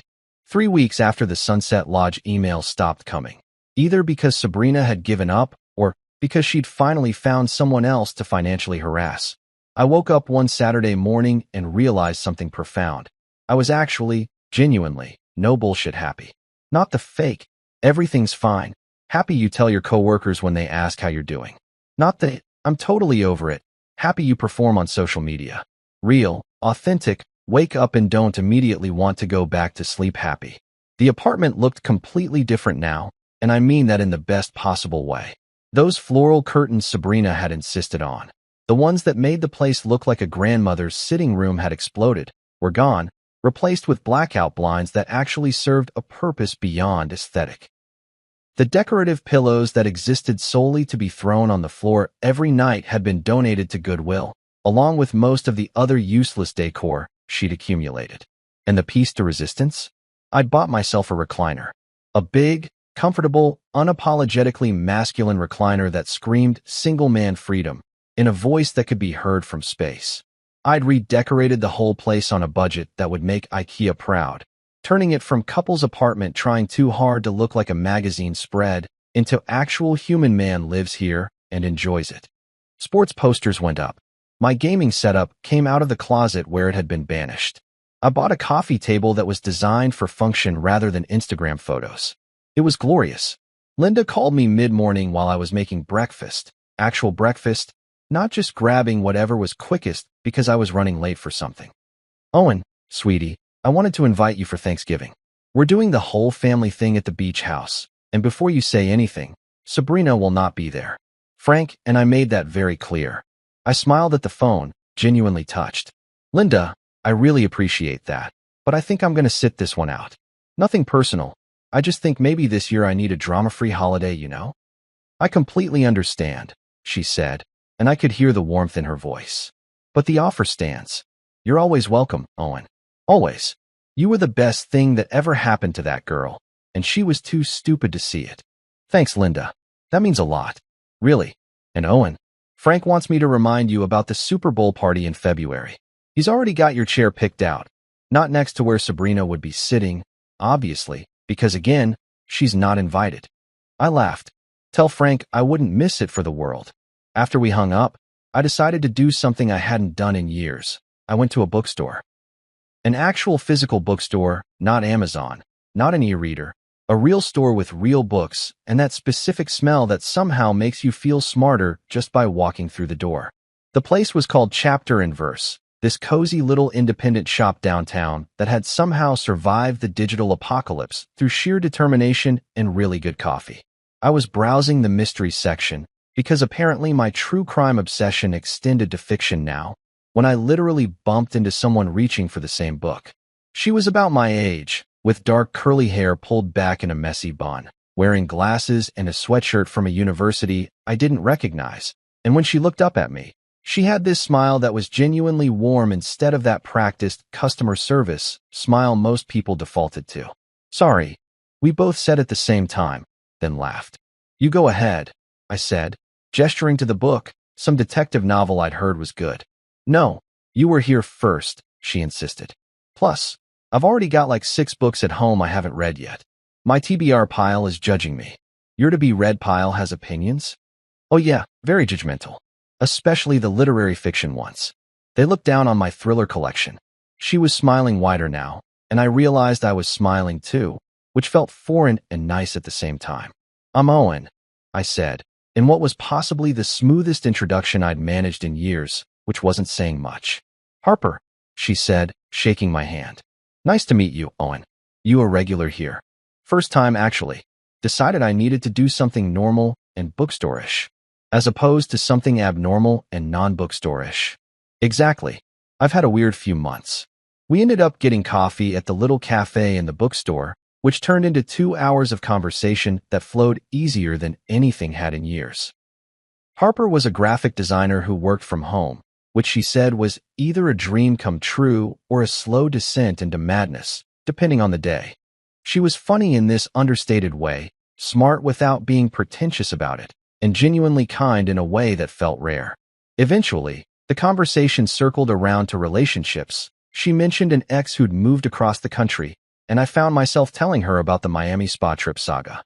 Not in a bitter, angry way, but more like recounting an absurd sitcom plot that happened to be my actual life. When I got to the part about Sabrina telling me I was partially responsible for her homelessness, Harper nearly snorted her coffee. She actually had to put down her cup and cover her mouth, eyes watering from trying not to laugh joke simultaneously. "I'm sorry," she managed, still giggling. "I'm not laughing at you being hurt. I'm laughing at the absolute audacity. She said you were the problem. Apparently my biggest crime was owning a lease and having common sense. The monsters among us," Harper said, shaking her head, "using logic and legal documents. How dare you?"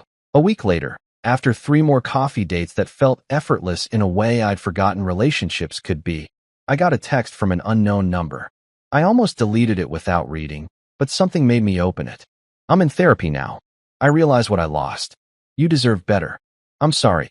I stared at the message for a long moment, waiting for some kind of emotion to hit.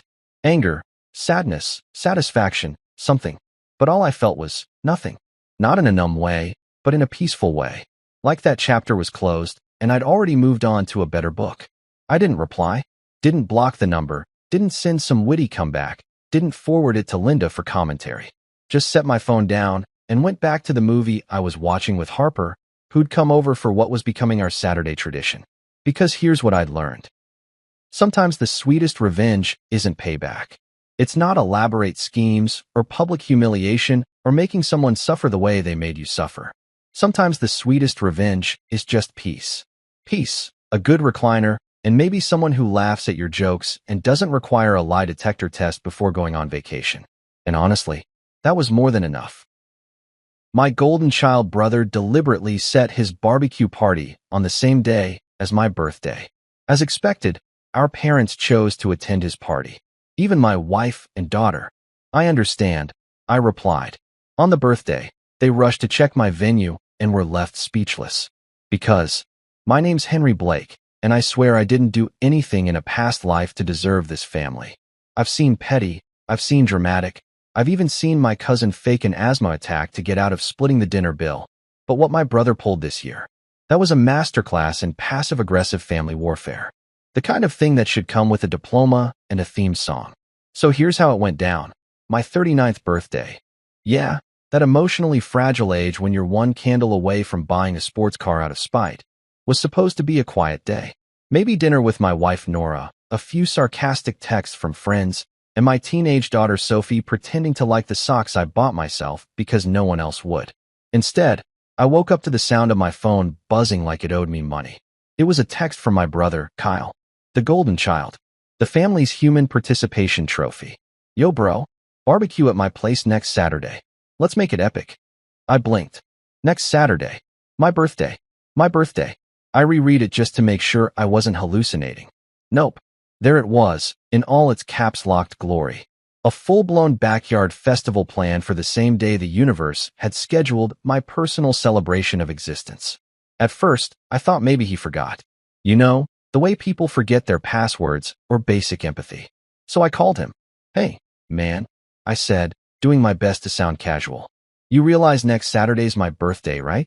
"Oh shoot," Kyle said, his voice fake surprised enough to win an Oscar. "Total coincidence, bro. I already booked the smoker and invited everyone. But hey, we can celebrate you there too." Now, if you're new to sibling rivalry, that's like someone throwing their wedding on your anniversary and saying, "But babe, we can toast to you during dessert." I laughed, that polite, fake kind of laugh people use when their soul is filing a complaint with HR. "Oh, sure, Kyle. Totally fine. Awesome, bro. You're the best. You always take things so well." "Yeah, I bet I do." When I told Nora later that night, she was sitting at the kitchen counter scrolling through Pinterest like it was her spiritual guidebook. "Kyle's having his barbecue on my birthday," I said, trying to sound calm. She looked up. "Oh, that's this weekend? I completely forgot." "Yeah, me too," I said. "I only have a reminder tattooed on my birth certificate." She gave me that patient wife look, the one that says, I'm not listening, but I'll pretend until Netflix loads. Honey, Kyle's barbecue is kind of a family thing.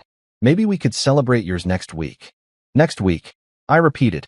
What am I supposed to do? Reheat my feelings in the microwave. She smiled like she thought I was joking. I wasn't. Then came the group chat betrayal. Mom chimed in with her standard line. Henry, sweetie, Kyle's party is tradition. We'll make it up to you. Make it up to me. My entire childhood had been one long make it up to you. Kyle got the new bike. I got his old helmet as a keepsake.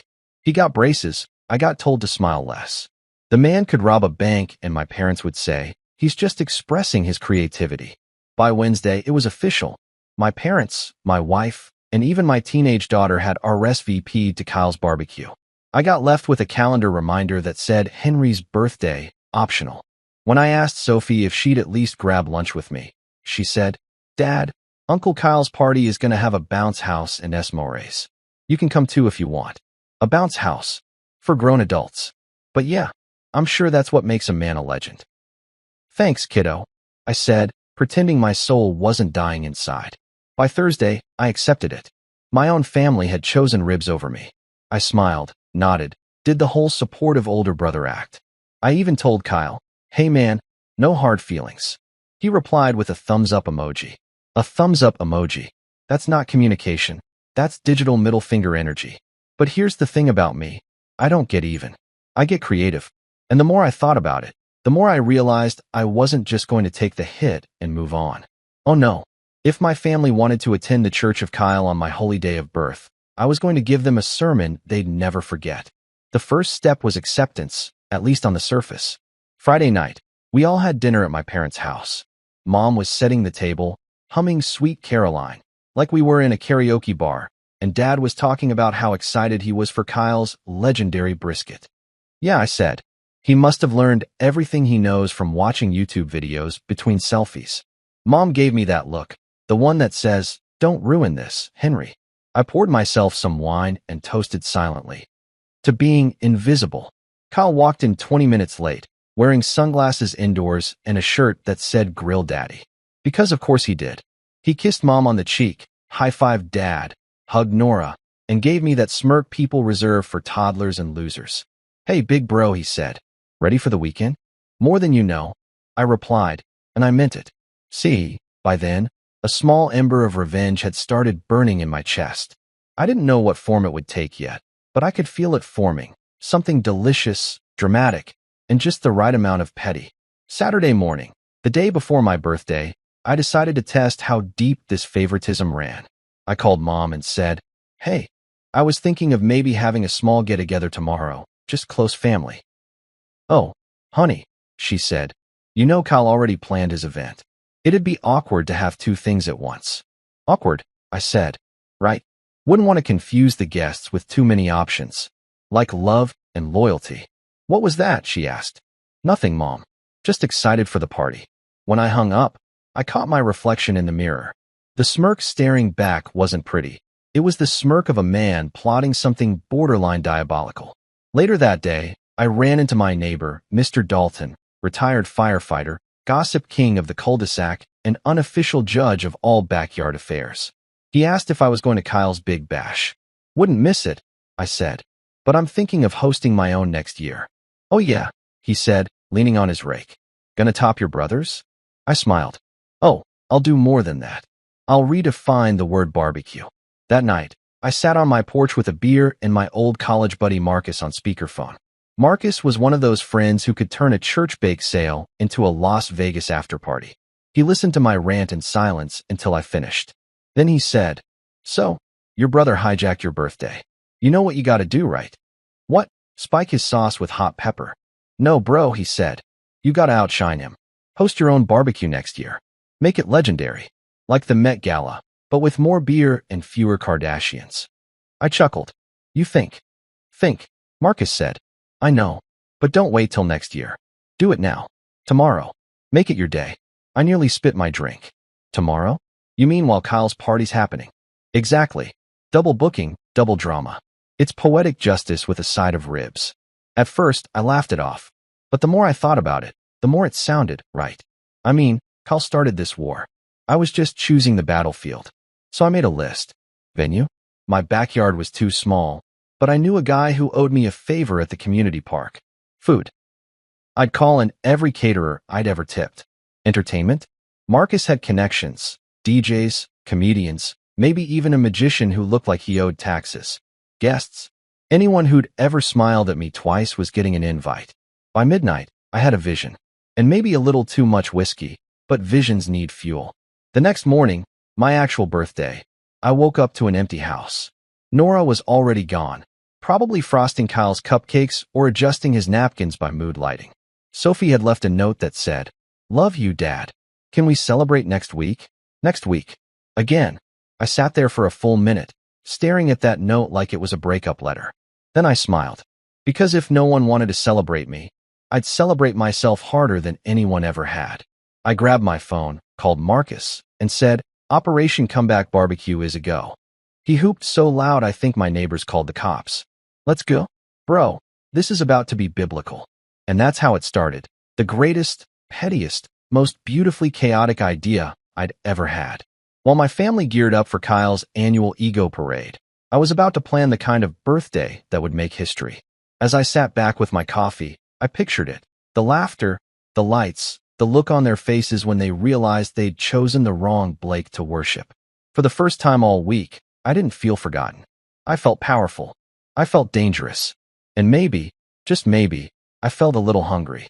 Because nothing fuels revenge quite like the smell of smoked brisket and poetic justice marinating in the same sauce.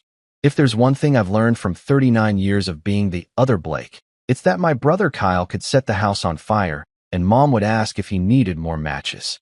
He's been the family's golden retriever since birth, shiny, loud, and praised for sitting upright. Meanwhile, I was the kid they used to test hand-me-downs on. Kyle got new sneakers with flashing lights. I got vintage charm. He got a phone at 12. I got his old pager, because it builds character. Let me tell you, nothing builds character like explaining to your middle school crush why your text reply takes 3 business days. Mom likes to say Kyle's special because he has the gift of charisma. I call it the curse of volume. You ever meet someone who talks like a TED Talk with sound effects? That's Kyle. He can walk into a room, say something dumb like, "Let's make it happen, people," and everyone suddenly forgets he's unemployed half the time. He runs what he calls a consulting business, which is corporate speak for owns a laptop and confidence. He makes PowerPoints for people who actually have ideas, and somehow he's still the family's pride and joy. When he sneezes, Mom brings soup. When I broke my arm in 8th grade, she said, "Walk it off, sweetheart." Builds bone density. When Kyle got his driver's license, Dad threw a party. When I got mine, Dad said, "Be careful with the gas. It's expensive." It's like we grew up in 2 different households that just happened to share a mortgage. Kyle was the kind of kid who could crash Mom's car into a mailbox and still get dessert. "He's learning," Dad would say, patting his shoulder. I brought home straight A's once, and Mom said, "Don't brag. It's unbecoming." I wasn't bragging. I was just trying to exist. By high school, Kyle had his own fan club. The guy could walk down the hallway, wink at a teacher, and somehow get extra credit. I once got detention for being too sarcastic during group prayer. Apparently, God doesn't appreciate commentary. Who knew? The real insult came in our 20s. I went to college, double majored in business and computer science, worked 2 jobs, and came out with student loans that could qualify as a mortgage. Kyle, on the other hand, dropped out of community college after 1 semester because, and I quote, "Classes ruined my creative flow." 2 years later, he shows up at Thanksgiving announcing he's launching his brand. What brand? No one knew. But Mom and Dad clapped like he just discovered fire. "Henry," Dad said, "you should take notes from your brother. He's following his passion." "Yeah," I said. "I'll write that down right after I pay my rent and file my taxes. Those passion killers." It didn't matter. Kyle was untouchable. The man could put glitter in a jar, call it motivational stardust, and Mom would buy it for $19.99. Meanwhile, when I told them I was starting my own company, an actual, legal business with clients and income, Dad said, "Don't get ahead of yourself, son. Start small." I had already been small my whole damn life. Kyle had a talent for showing up right when things were going good for me. When I bought my first house, he came by to help decorate. By the time he left, my living room looked like a frat house with commitment issues. When Nora and I got married, Kyle gave a speech that started with, "I never thought Henry would find someone to tolerate him." People laughed. Even my new in-laws laughed. And me? I just stood there smiling like a hostage because apparently humor was his gift and tolerance was mine. Now, before you think I'm exaggerating, let me paint you a picture. Kyle's got this grin, wide, toothy, like he's auditioning for a toothpaste commercial that no one asked for. He's 34, but dresses like a 25-year-old YouTuber who reviews protein shakes for a living. And somehow, despite all that, people love him. He could charm a traffic cop out of a ticket. Hell, he once got out of paying for parking because he inspired the attendant. I'm not kidding. The man told a story about overcoming adversity while driving a Tesla he didn't even own. Meanwhile, I'm the dependable one. The guy who files taxes early, remembers birthdays, and replaces the batteries in the smoke detector before it beeps. I'm the reason the family group chat exists, but do I get credit? No. Kyle sends one meme, and suddenly he's the life of the party. When we were kids, Grandma used to pinch Kyle's cheeks and say, "You're gonna be somebody's sweet boy." She'd look at me and go, "And you're gonna support him." I thought she was joking. Turns out she was a prophet. At family gatherings, Kyle doesn't just enter a room, he arrives. You hear him before you see him. "What's up, fam?" he yells, high-fiving toddlers and calling my dad big man, like he's a motivational speaker at a car dealership. Everyone lights up. Mom hands him a plate before he even sits down. Me? I get assigned dish duty before I finish chewing. Once, when I was 12, Kyle convinced me to trade my allowance for his investment opportunity. He said he was starting a lemonade stand empire. I gave him $20. He bought candy with it. When I complained, Mom said, "Henry, don't be selfish. Your brother's learning entrepreneurship." Fast forward 20 years, and he's still learning. And don't even get me started on how the man flirts with charm. My wife Nora swears he's just friendly, but the way she laughs at his dumb stories makes me want to apply for a new family entirely. He tells a story about that one time I accidentally went to a salsa class, and she's crying laughing like he just did stand-up at the Apollo. Meanwhile, I tell her about my new project at work, and she says, "That's nice, dear," like I just described a paint drying competition. My daughter Sophie adores him too. To her, Uncle Kyle is basically a human amusement park. He lets her eat marshmallows for breakfast, watch horror movies, and ride his electric scooter like it's the Indy 500. When I tell her to do her homework, she says, "Uncle Kyle says real learning happens outside." Yeah, outside school, because Uncle Kyle never went back. Here's the worst part. The man is immune to consequence. Like, genetically resistant to reality. Every time life tries to trip him, he just lands on a pillow of undeserved good luck. He once lost his wallet on a bus, and somehow the driver mailed it back with $50 extra. I lose my wallet, and my bank calls to inform me someone opened a loan in my name. And yet, despite all this, I can't fully hate him. Because the truth is, somewhere under all that charm and ego, Kyle actually believes he's doing good. He thinks his optimism balances out my cynicism. Once, during Christmas, he put his arm around me and said, "Bro, you take life too seriously. You gotta loosen up." I wanted to tell him the only reason I take life seriously is because someone in this family has to. Instead, I smiled and said, "Sure, I'll loosen up right after you pay a bill." He laughed, slapped my shoulder, and went back to drinking eggnog like he invented it. But deep down, something had started to shift in me. I'd spent years playing the role of the responsible one, the stable sibling, the predictable adult. Meanwhile, Kyle got to be the family's golden sun, shining even when he burned people. I'd always shrugged it off, told myself, "It's fine. That's just how it is." But lately, it wasn't fine. Because every time he got praised for existing, I felt myself shrinking. Every time Mom said, "Your brother means well," I heard, "You're just here for background support." So when Kyle double-booked his barbecue on my birthday, it wasn't just another petty move. It was the final straw in a 34-year comedy of favoritism. The man had taken everything: attention, affection, the family spotlight, and now he wanted my day. That was when the switch flipped. That was when I stopped being the understanding brother and started being the one with a plan. They always said Kyle was the golden child. Maybe it was time to find out how gold reacts under fire. Marriage, they said, is about partnership, companionship, mutual respect. Yeah, well, they forgot to mention third-party interference from your brother with a six-pack and a god complex.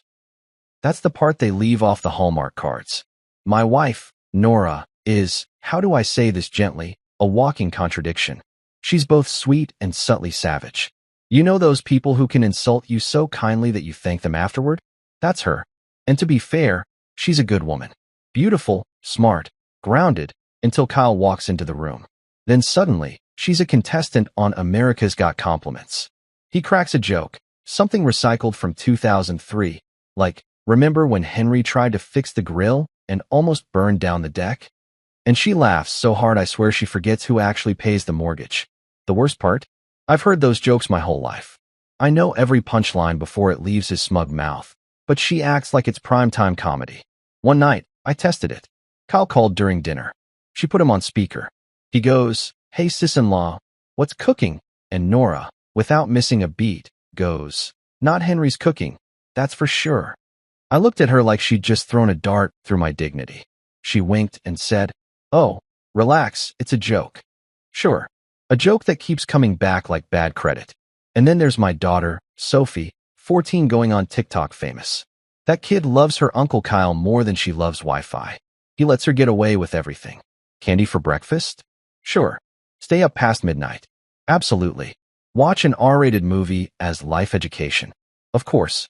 Meanwhile, when I tell her no, she rolls her eyes and says, "Uncle Kyle says rules are just suggestions." Oh, really? Well, Uncle Kyle also says his consulting firm is doing great, but I haven't seen him consult anything other than his reflection. It started small, the favoritism, the laughter, the way Nora would light up when Kyle came around. But small things add up, you know? One day you're just mildly annoyed, and the next, you're Googling how to get adopted by a different family. I tried to tell Nora once that her excitement around him was a bit much. She said, "Oh, Henry, don't be jealous. He's your brother." Jealous? Of what? The man still calls mom to do his laundry. Things escalated 2 weeks before my birthday, when I first mentioned celebrating it. We were lying in bed, and I said, maybe this year we do something chill. Dinner, movie, maybe the lake. Nora nodded absently, scrolling through her phone. "Sounds nice," she murmured. I should have known that was wife code for, "I didn't hear a single word you said." Because the next day, Kyle called her directly, her, not me, and said, "Hey, Nora, you guys coming to my barbecue on the 12th? And she said, "Of course. Wouldn't miss it." When she told me, she looked genuinely confused why my face went from calm to plotting arson in my mind.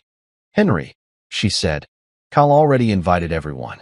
Can't you just pop by? Pop by to my brother's house on my own birthday. That's like inviting your ex to your engagement party for closure." I smiled, tight, polite, serial killer level calm, and said, "Sure, honey. Sounds fun." Inside, though, my brain was throwing a full-blown fireworks show labeled emotional damage. I thought maybe Sophie would be on my side. Rookie mistake. I asked her if she wanted to hang out that day, maybe get burgers or see a movie. She said, "Dad, Uncle Kyle's barbecue is like the event of the year. We can celebrate you next weekend." Next weekend. It's like everyone in my house suddenly got a group discount on disrespect. Even my own parents weren't subtle. Mom called me saying, "Sweetie, Kyle's party's going to be big this year.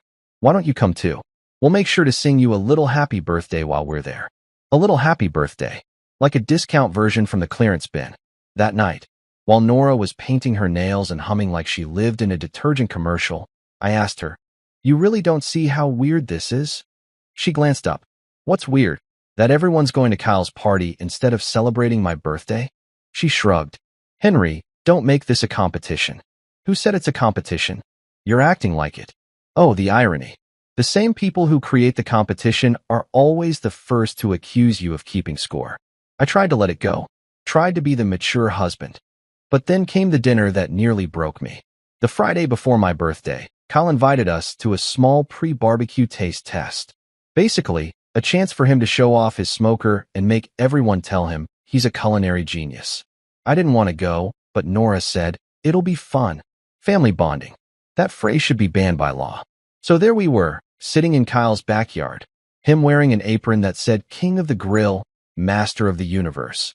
Mom fanning herself like he was giving a TED talk on ribs, and Nora laughing like she'd just inhaled helium. He handed her a plate and said, "Be careful, it's hot. Just like you, sis-in-law." I dropped my fork. She blushed. My dad chuckled. I seriously considered tossing myself into the smoker just to end it all. After dinner, Kyle started showing everyone a slideshow on his outdoor TV, photos of last year's barbecue. It was basically a highlight reel of him flipping meat and flexing his biceps. Nora clapped at one of the pictures. Sophie yelled, "Uncle Kyle, you're so cool." I said, "Yeah, he's definitely the Gordon Ramsay of reheating frozen wings." No one laughed, not even the crickets.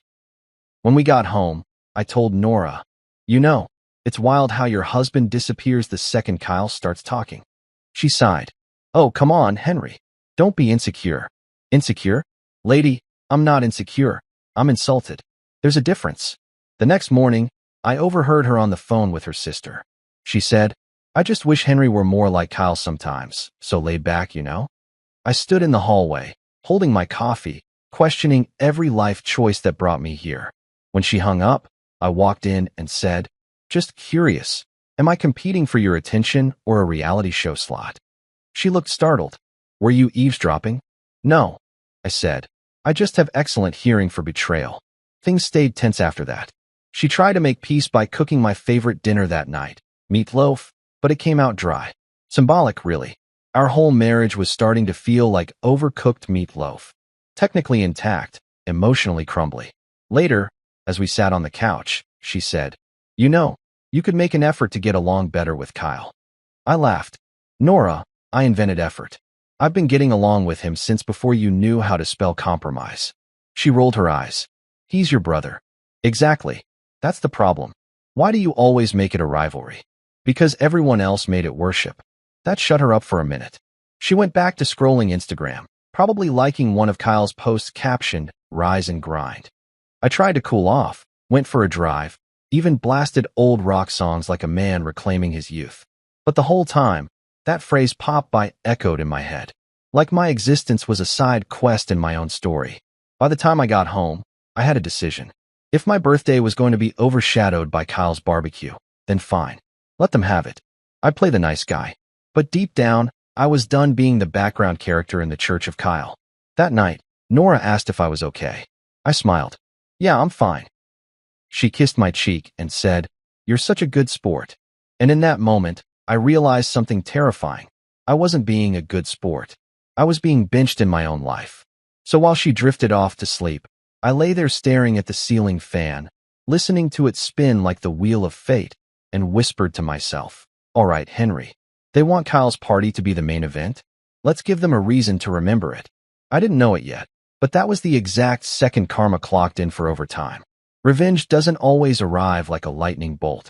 Sometimes, it comes disguised as a six-pack and a late-night pity party on your porch. That's exactly how it started for me. Beer in hand, bruised ego on full display, and a mosquito biting my calf like it was auditioning for Survivor, Backyard Edition. I just spent the day watching my wife and daughter pack up for my brother's big barbecue like it was the royal wedding, while I sat at home feeling like the forgotten middle child of the apocalypse. I was halfway through my third beer when it hit me. Not enlightenment, not grace, but something far more useful. Pettiness. Pure, unfiltered, grade A pettiness. The kind that fuels great art, bad tattoos, and most exes' Instagram captions. I grabbed my phone and texted the only man I knew who wouldn't talk me out of this, Marcus. Now, Marcus has been my best friend since college.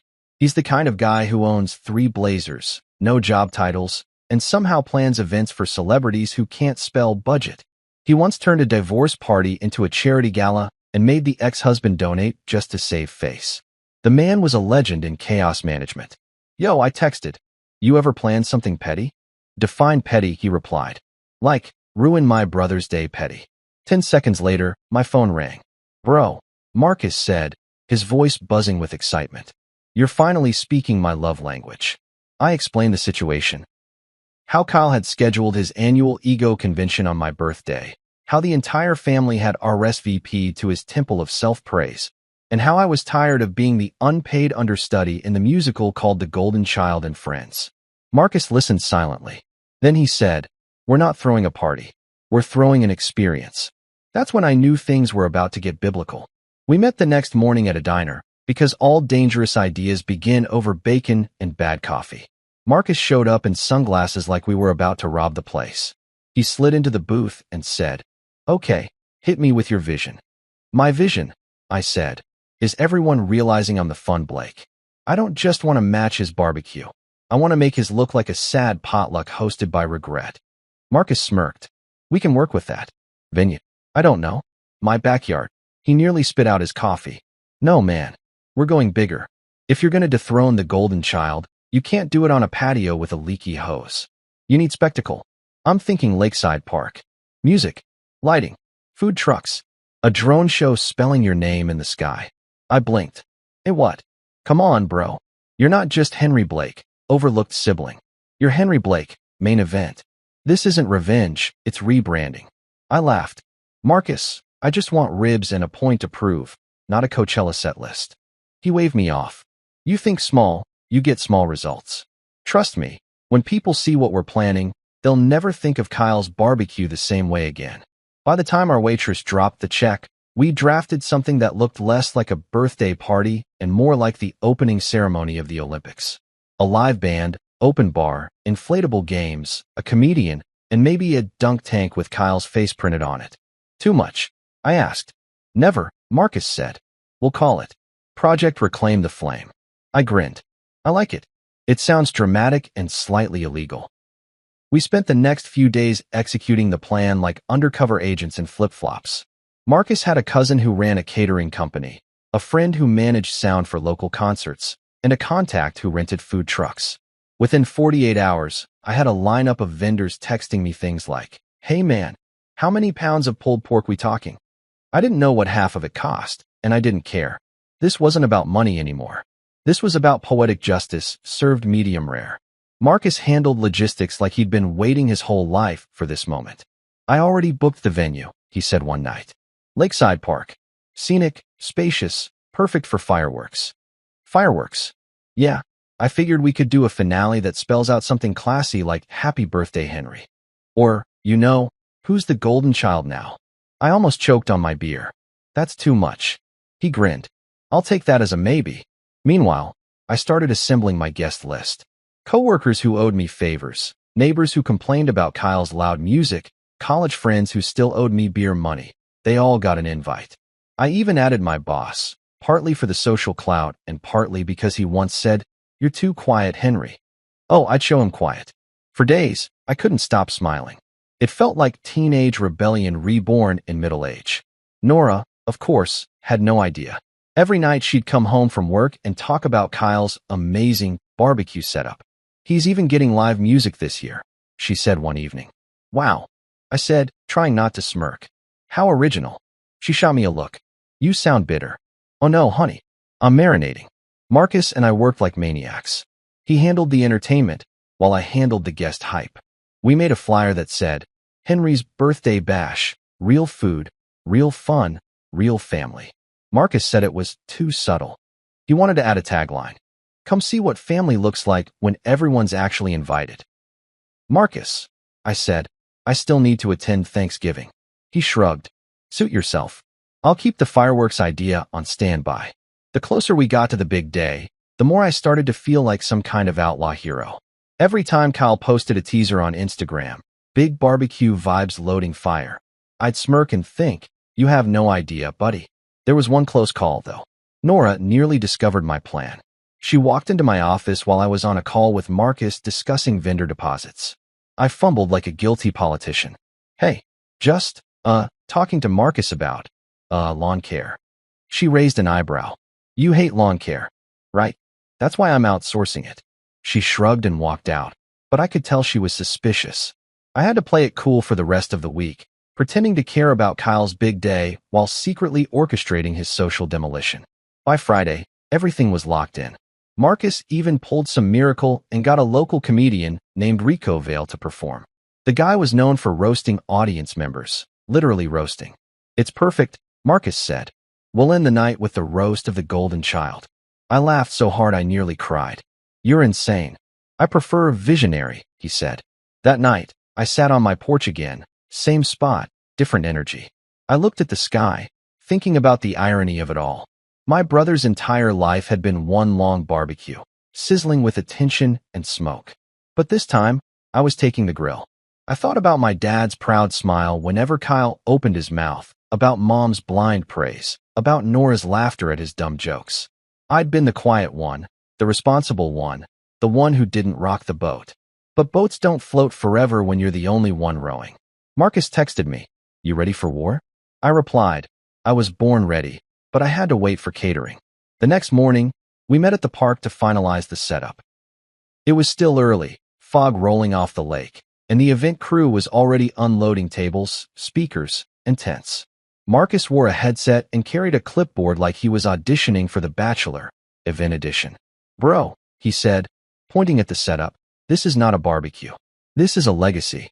As I stood there watching it come to life, the food trucks parking in perfect symmetry, the band tuning their guitars, the DJ testing the speakers, I felt something rare, satisfaction. Not joy, not pride, but that sweet, slow-burning satisfaction that only comes when karma finally checks her inbox. I didn't know who would show up yet. I didn't know how my family would react. But one thing was certain. This time, they'd remember my birthday. And maybe, just maybe, they'd remember who I really was. Not the overlooked brother, not the quiet one, not the dependable doormat. I was Henry Blake, and I was about to remind everyone that even the boring one can light a match when he's had enough. You ever send a message so polite it practically bleeds sarcasm? That was me the Monday before my birthday. I typed it carefully, like defusing a bomb made of passive-aggressive energy. "Hey everyone, I'll be celebrating my birthday on the 12th. You're all invited if you're free." Sweet. Simple. Non-confrontational. The kind of text that says, I'm emotionally stable, even though I was one scene at 2:14 p.m. away from losing it. I sent it to the family group chat, Mom, Dad, Kyle, Nora, and Sophie, because nothing says modern love like a shared space where you can watch your relatives ignore you in real time. Then I waited. 1 minute. Nothing. 5 minutes. Nothing. 20 minutes. Mom was active, typing something, and then she stopped. No message. Probably overthinking the right way to tell me she was washing Kyle's tongs that day. An hour passed. I refreshed the chat like a man trying to summon dignity through Wi-Fi. Still no reply. Then it happened. A notification popped up. Ding. My heart leapt. It was Kyle. He posted, "Barbecue bash fire same day, same vibe, same love. Everyone welcome." In the same group chat. My group chat. The digital space I had just used to invite these people to my own birthday. Within seconds, it was like watching a wildfire spread through a pile of dry approval. "Mom, can't wait, sweetie. Dad, got the cooler ready. Aunt Lisa, we're bringing your favorite dip." Even my teenage daughter hit him with a fire emoji. You know what I got? Nothing. Not even a pity reaction. Not a thumbs up. Not a maybe next time. Just the silence of betrayal wrapped in family data. I stared at my phone, feeling like a background character in my own life story. And then, like a final twist of the knife, Nora reacted to Kyle's post with a laughing emoji. A laughing emoji. On the day I invited her to my birthday. I put the phone down before I did something impulsive, like delete my family. I took a deep breath and said to myself, "Okay, Henry, they chose violence. You'll choose catering." Later that evening, Nora walked in all casual, humming like a woman who hadn't just crushed her husband's soul via emoji. "So," she said, "Kyle's party's gonna be huge this year. He's even got a live DJ. Isn't that fun?" "Fun," I repeated, nodding like a man on the edge of a Netflix true crime special. "Yeah, fun's one word for it." She tilted her head. "You're not mad, are you?" "Mad?" "No," I said, smiling. "I'm enlightened." Because in that moment, I realized something powerful. Indifference is their language, but success is mine. And I was about to become fluent. That night, I called Marcus. He answered on the first ring. "Tell me someone broke a grill." "Worse," I said. "They ignored my invitation." He whistled. "Oof. Group chat betrayal. That's sacred ground, bro. You ready to nuke their notifications?" "Beyond ready," I said. "Then let's double down," Marcus replied, cracking his knuckles like a general before battle. "We're going full production. I've already confirmed the food trucks, the band, and the lighting guy. You want me to add a photo booth? Absolutely, I said. And make sure the backdrop says something subtle like, real family, real party. He laughed. Oh, I love when you get petty. Petty, I said. Marcus, this is performance art. We spent the next 2 hours finalizing the details. Marcus had ideas that ranged from genius to potentially lawsuit-worthy. We could hire someone to dress up as a golden statue and call it the Golden Child exhibit. People can take photos next to it. Tempting, I said, but I still have to sit at the same Thanksgiving table as these people. Fine, he sighed. But can we at least print his face on the drink koozies? I didn't say no. By midnight, the plan was perfect. I texted Marcus a simple message before bed. Tomorrow, we rise. The next morning, I woke up to the same group chat pinging again. Kyle had sent another message. Update, everyone. Got a sponsorship from Brewski's Beer for the barbecue. Free drinks for all. The replies flooded in like a love tsunami. Mom, oh my goodness, Kyle. You're so resourceful. Dad, proud of you, son. Resourceful? Proud. I invented resourcefulness in this family. When Dad's car broke down, who rebuilt the starter using YouTube and pure desperation? Me. When Mom's Wi-Fi went out, who fixed it while Kyle stood behind her saying, try rebooting? Me. But sure, let's all raise a glass to the man who negotiated free beer. That night, I went full stealth mode. While Nora was watching some reality dating show that made my IQ drop by the minute, I quietly sent out my real invites, emails, texts, even some old-fashioned phone calls for the older crowd. My pitch was simple. Hey, it's Henry. I'm hosting something special on the 12th at Lakeside Park. You'll want to be there. I didn't mention Kyle. Didn't need to. Mystery sells better than guilt trips. By Wednesday, the RSVPs started rolling in. Co-workers, neighbors, a few old college friends, even my boss. One texted, heard this is the event of the year. Can I bring my wife?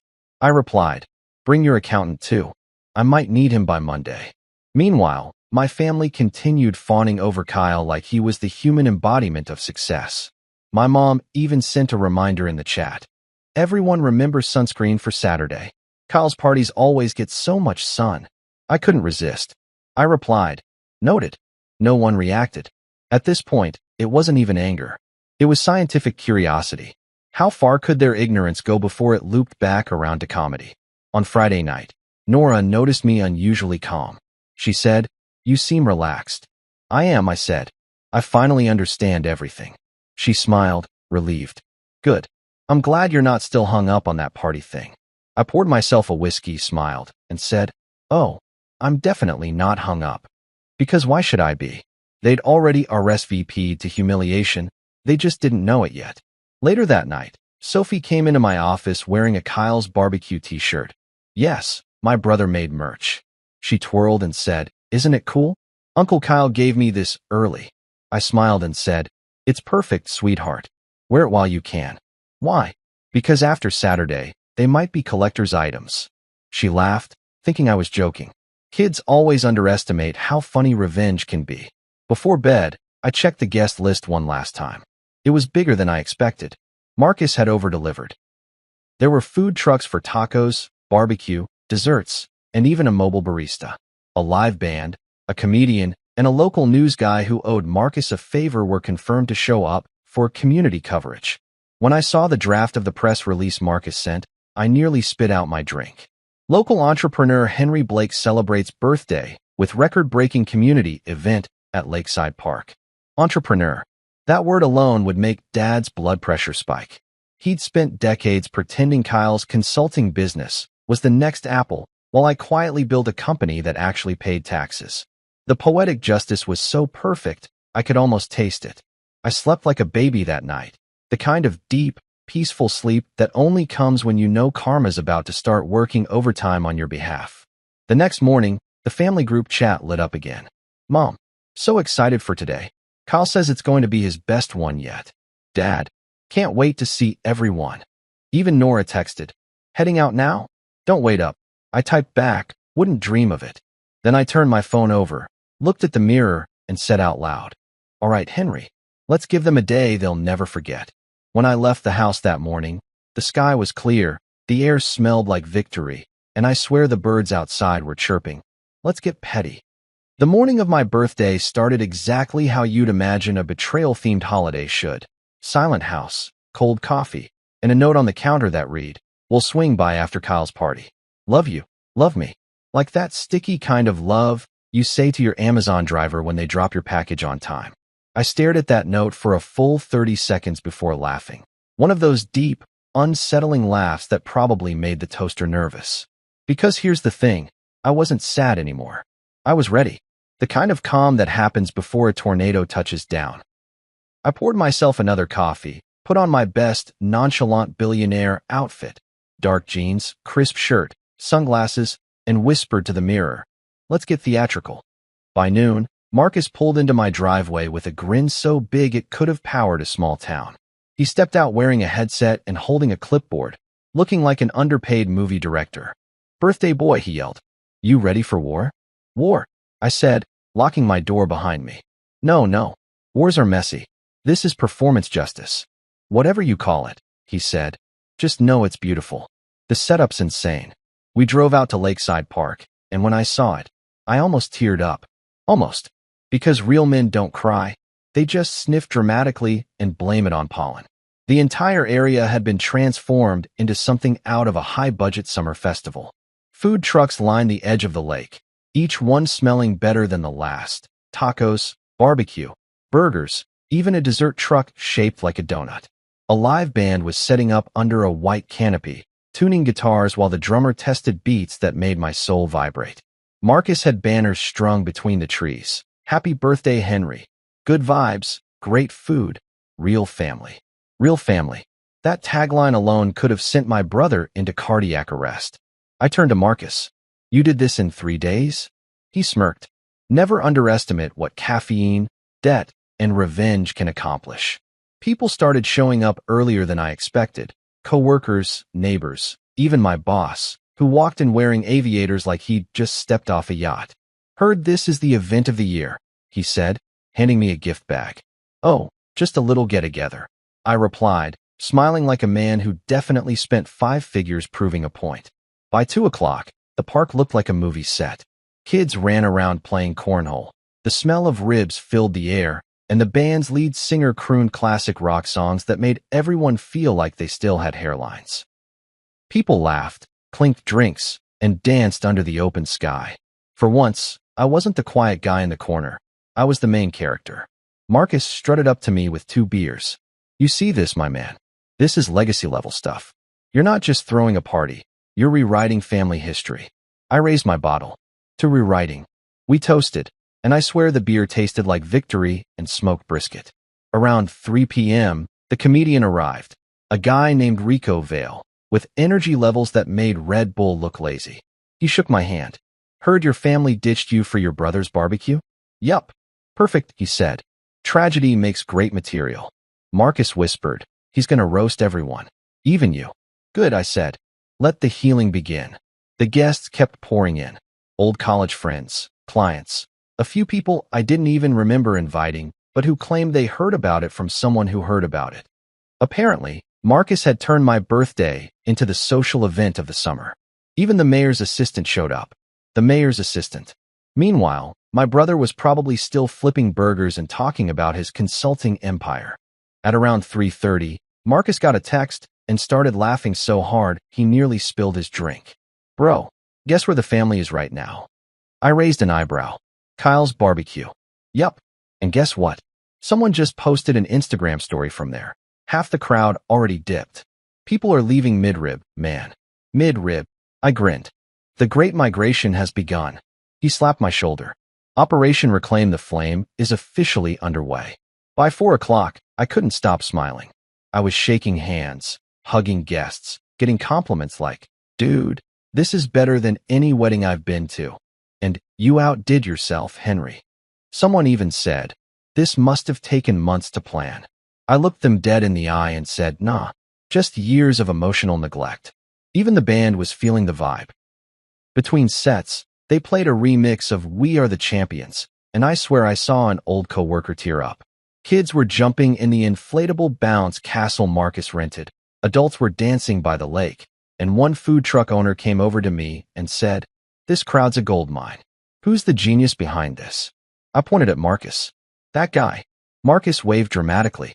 I'm just the architect. He's the story. Meanwhile, my phone buzzed nonstop. Texts, missed calls, and a flood of notifications. But I wasn't checking them. Not yet. I wanted to enjoy the calm before the roast. The golden, delicious calm where victory simmered like barbecue sauce over a low flame. At 4:30, Rico, the comedian, hopped on stage for a sound check and called out, "Yo, where's the birthday man?" The crowd cheered. Someone shouted, "Henry, you're a legend." Legend.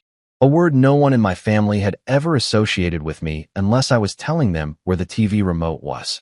I walked up, waved to the crowd, and said, "I don't have a speech. I just want to thank everyone who showed up. It means a lot, especially since attendance at family events isn't exactly my strong suit." People laughed, clapped, cheered. It was small, but it was power. The kind of moment you store in your chest for dark days. After I stepped off stage, Marcus grabbed my arm. "You ready to see the full fireworks schedule?" "Fireworks?" "Oh yeah," he said, showing me a list.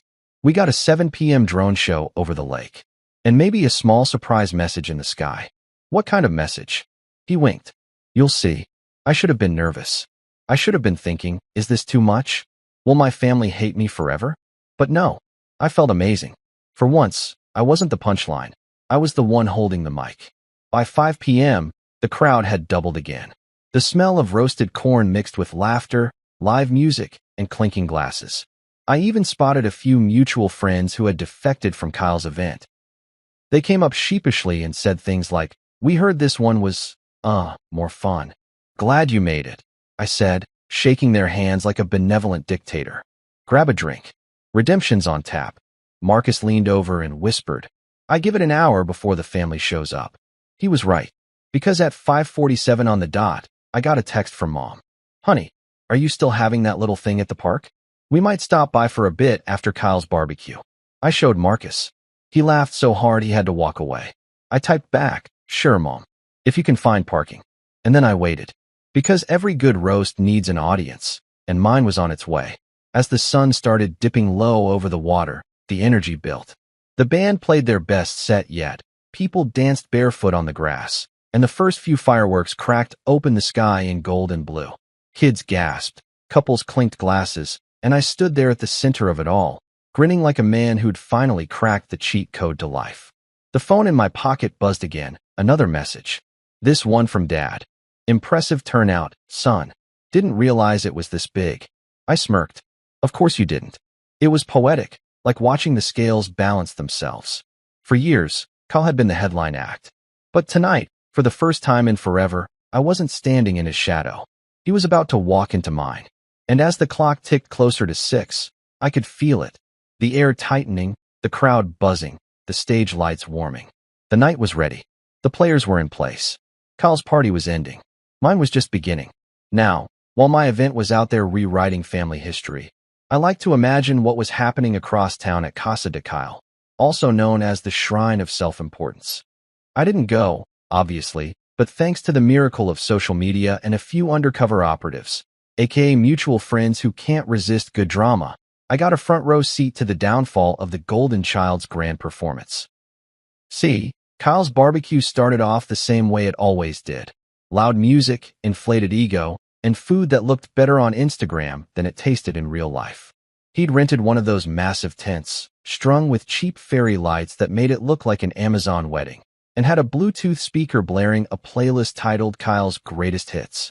Translation: songs from 2010 that he still thinks are relevant. From what I heard, the day started strong. People showed up early, because of course they did. My family treats Kyle's parties like the Super Bowl. Mom and Dad arrived first, bringing potato salad and enough emotional support to power a small city. Nora and Sophie rolled in next, dressed like they were heading to Coachella. I can practically hear Nora's voice. "Kyle, this looks amazing. You always outdo yourself." Yeah, I bet it looked amazing for the first 20 minutes, before the universe decided to balance its karmic checkbook. According to my neighbor Trish, who's friends with Kyle's next-door neighbor, bless her nosy soul, the first sign of trouble came at 2:15. The rented grill, which Kyle proudly called the Beast, decided to go full drama queen and stop working. Just quit. No smoke, no fire, no glory. Apparently, Kyle started yelling into his phone like he was calling 911 for a barbecue emergency.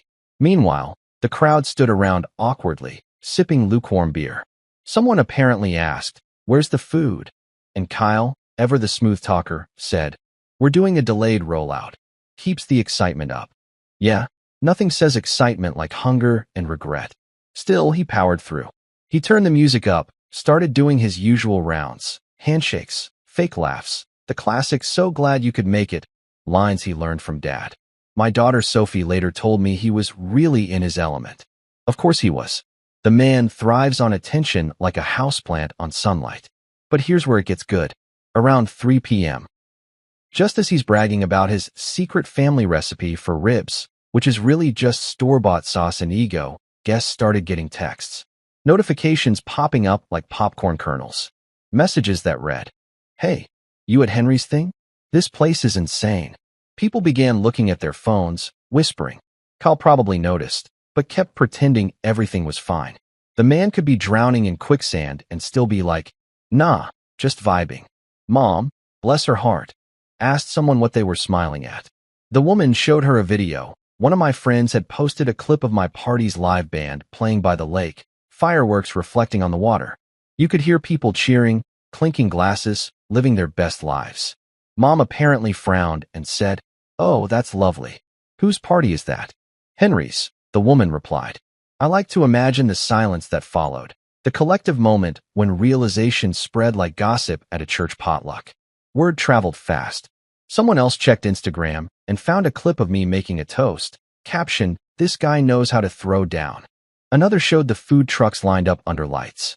Another showed Rico the comedian cracking jokes about family favoritism and burnt ribs. At that point, it was over. Guests began vanishing one by one, like a bad magic trick.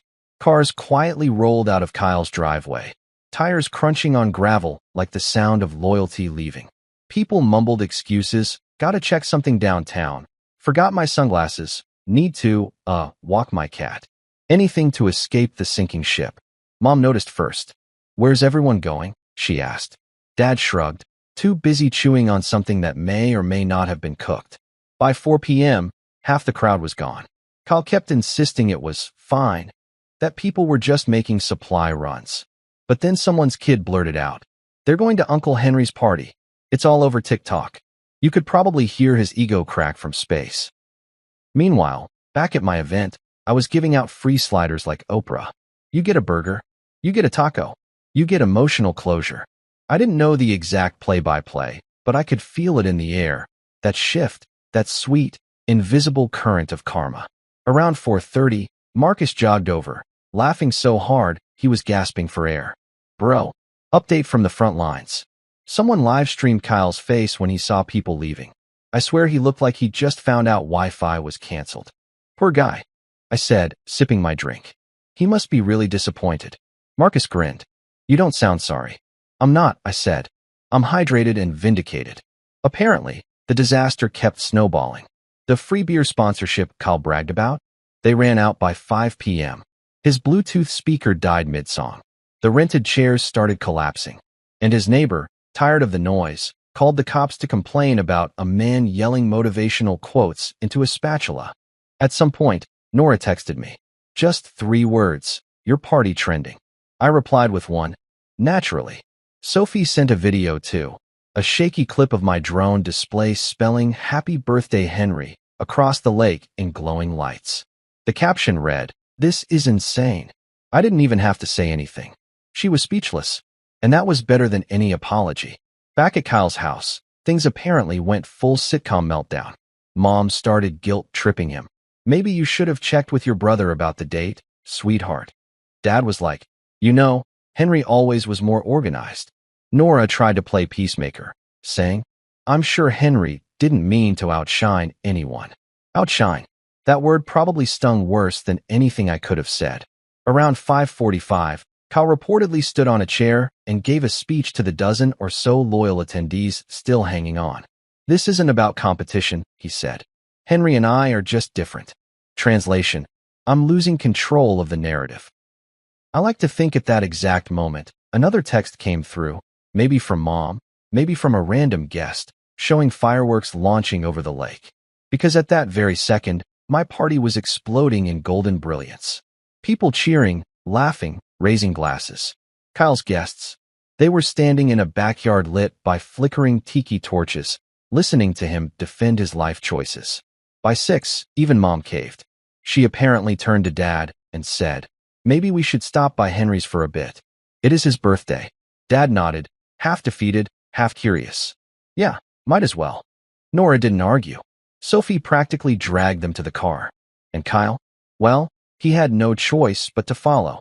The man couldn't stand the idea of anyone celebrating without him. So they packed up, loaded into their SUVs, and drove toward the sound of laughter and live music echoing over the lake. And me? I was mid-toast when I saw a line of headlights approaching down the park road. I didn't even need to check who it was. I could feel it. The air shifted, people turned, and whispers started spreading like, "Oh my God, that's his family." I took a long sip of my drink, grinned, and thought, showtime. Because in that moment, I wasn't nervous or bitter anymore. I was ready. Ready for them to see what happens when the quiet one finally gets a spotlight and a stage big enough for Karma to perform. The Golden Child's barbecue had officially flatlined, and all roads now led to me. It was about 6 o'clock when the sun decided to make my party look like a movie set. The lake shimmered in gold. The band switched from chill blues to crowd-pleasing funk, and the smell of barbecue hung in the air like victory perfume. People were laughing, dancing, clinking glasses, and taking selfies under the big, glowing Happy Birthday Henry banner. If heaven had a VIP section for the underappreciated, I was already seated. Marcus came over holding 2 plastic cups of something neon. "Bro," he said, "I think this might be the peak of your life. How do you feel?" "Like I just got promoted by Karma," I said, taking a sip. It tasted like liquid redemption and questionable sugar content. That's when I saw them. Headlights creeping down the gravel road toward the park entrance. 3 cars in a neat little parade of guilt. Even from a distance, I could recognize the silhouettes. Dad's SUV leading, followed by Nora's car, and then the unmistakable shine of Kyle's brand new truck, the one he financed through Manifestation. Marcus noticed my grin. "Incoming." "Oh yeah," I said. The prodigal audience returns. He rubbed his hands together like a cartoon villain. "Should I cue the dramatic music?" "Already playing," I said, nodding toward the band. They'd just started a cover of Ain't No Mountain High Enough. Perfect timing. The cars parked near the gate, and the doors opened like the start of a soap opera episode. Out stepped Mom in her floral church dress, Dad adjusting his hat like he was inspecting a crime scene, Nora frozen mid-jaw drop, and Sophie, sweet Sophie, looking around like she'd just discovered Disneyland. And then, of course, Kyle. My brother. The man, the myth, the canceled barbecue. He looked like someone had just unplugged his confidence mid-sentence. His hair was damp, his shirt wrinkled, and I swear he was still holding a half-empty beer can like a prop from a tragedy. They all stood there for a few seconds, just staring. The lights from the stage reflected in their eyes. The banner flashed gold. The music swelled. And then, as if the universe had taken notes on cinematic timing, the crowd erupted in cheers. Not for them, but for me. I raised my glass. Well, look who finally remembered they have another son. People laughed, clapped, and some even whistled. Nora blinked, completely thrown off. Sophie grabbed her arm and whispered something that looked suspiciously like, "Dad's party is awesome." Kyle just stood there, blinking, trying to process that his backup plan had a bigger budget than his main event. Mom recovered first. She walked toward me with that polite, everything is fine smile mothers use when they're realizing their favorite child just got dethroned. "Henry, honey," she said, her voice trembling with forced warmth. "This is lovely." "Thanks, Mom," I said, kissing her cheek. "We wanted something simple. You know, minimal effort." Her smile flickered. "Well, it looks expensive." "Just emotionally," I said. Dad walked up next, looking around like he was evaluating real estate. "You got a good crowd here, son. Didn't know you had this many friends." "Neither did I," I said. "Turns out people like good food and not being ignored." He nodded slowly. "You always were resourceful." I nearly fell over. Was that a compliment? I wanted to ask if he needed water. Meanwhile, Nora was still frozen at the gate, clutching her purse like it contained the secret to time travel. She finally stepped forward, her eyes wide. Henry, this is unbelievable. Yeah, I said. Hard to believe, right? Especially for people who were too busy to celebrate with me. She opened her mouth, then closed it. I could see the guilt flooding in, one emoji at a time. I didn't think. Yeah, that's usually the problem, I said gently, smiling so wide it probably hurt her soul. Sophie ran up and hugged me. Dad, this is insane. You have fireworks? And a band? And ice cream trucks? I laughed and lifted her up. Well, kiddo, when people forget your birthday, you make it unforgettable. She grinned. Uncle Kyle's party kinda sucked. I looked over her shoulder at my brother. Yeah, I got that impression. Kyle finally found his voice. Bro, what the hell is this? This, I said, gesturing around at the crowd, the lights, the lake glowing behind us. This is what happens when you try to hijack someone's birthday and the universe returns it with interest. He frowned. You could have told me you were planning something. And spoil the surprise? I said, you're always talking about spontaneity, right? Consider this a collaboration. You took the guests, I took the glory. The crowd nearby laughed, not fully understanding, but sensing drama like sharks smell blood. Kyle crossed his arms, clearly trying to stay calm. You didn't have to go this far. Oh, believe me, I said. This is me holding back. Marcus wanted a skywriter. Marcus, overhearing, shouted from the food truck area. Still an option if you Venmo me. People cracked up. Kyle's jaw tightened. I could practically hear his ego begging for CPR. Mom stepped in again, her voice trembling between pride and confusion. Henry, dear, we had no idea you were capable of something like this. Yeah, Dad added, looking genuinely impressed. This is top-notch. You run this through your company or something. Mostly through spite, I said. It's surprisingly efficient. Nora gave me that soft, guilt-ridden look spouses give when they realize they've bet on the wrong horse. Henry, she said, I should have been here with you. I raised an eyebrow. You think? She sighed. I'm sorry. Kyle just said everyone was going, and I didn't want to cause drama. I smirked. Oh, don't worry, darling. I brought the drama to me. Marcus appeared beside us like a hype man. Folks, quick announcement, he said into the mic. We've got fireworks starting soon. But first, a toast from the man of the hour, Mr. Henry Blake. The crowd cheered again. Kyle looked like he wanted the earth to swallow him.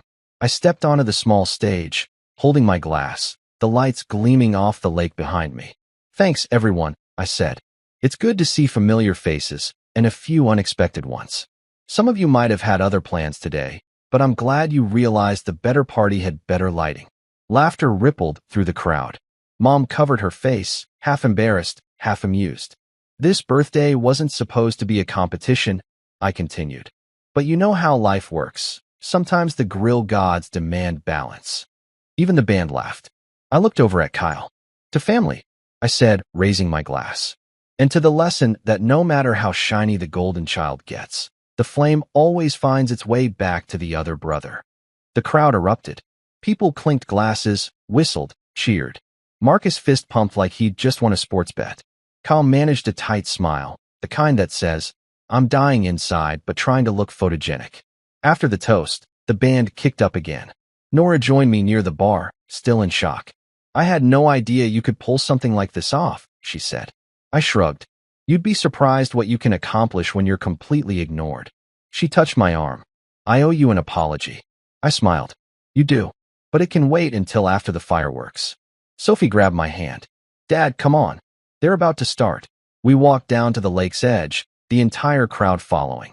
The first firework shot into the air, golden, bright, loud enough to drown out regret. Then another, and another, until the night sky turned into a light show of triumph.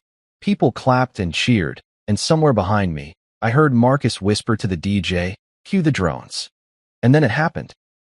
A fleet of small glowing drones rose from behind the trees, forming perfect letters across the sky. Happy birthday, Henry, the real MVP. The crowd went wild. Phones came out, flashes popped, and even my dad yelled, That's my boy. I turned just in time to see Kyle's face illuminated by the golden lights. His mouth fell open. He muttered something like, Are you kidding me? I patted his shoulder. Not even a little. He forced a laugh, trying to play along, but you could see it, that tiny crack in his golden armor. For once, I wasn't the brother standing in his shadow. He was standing in mine. As the last firework burst over the lake, Nora leaned her head against my shoulder. You really showed him, she whispered. I smiled. I didn't need to show him. I just reminded everyone what they forgot. When the lights faded and the crowd started dancing again, Mom came up and hugged me. You know, she said, you might have overdone it a little. Maybe, I said. But overdoing it is the family tradition, isn't it? She laughed softly. I'm proud of you, Henry. That one almost broke me. It took 39 years, one betrayal, and an absurd amount of brisket, but I finally heard it. Across the park, I saw Kyle walking toward his truck, shoulders slumped, ego smoking like a burnt rib. He paused, looked back once, then kept walking. I didn't chase him. I just raised my glass to the air and said quietly, "Happy birthday to me." And for the first time in a long time, I meant it. You know that electric buzz that fills the air right before something unforgettable happens? That's what it felt like standing there by the lake, beer in hand, crowd still cheering, fireworks smoke drifting above the water like karma's perfume. The night had peaked, or so I thought, until Marcus took the mic. And that's when the show really began. Ladies and gentlemen, he announced, his voice booming over the speakers. Before we wrap up this glorious evening, we've got one final act. Please welcome the man who's about to turn family therapy into stand-up comedy, Rico Vale. The crowd roared. Rico, our hired comedian, strutted onto the stage wearing sunglasses and holding a mic like it owed him money. Give it up for Henry, everybody, he shouted. The man who threw a party so good it shut down his brother's ego. I nearly spat out my drink. The audience erupted. Even the band stopped mid-song just to laugh. I turned toward Marcus, who was standing offstage, smirking like the devil's event planner. You didn't, I mouthed. Oh, I did, he mouthed back. Rico walked to center stage and grinned. Now, before we get into the jokes, quick shout out to Kyle Blake, the family's favorite son, who had the courage to show up tonight after losing 70% of his guests to a better event. That takes heart. Or denial.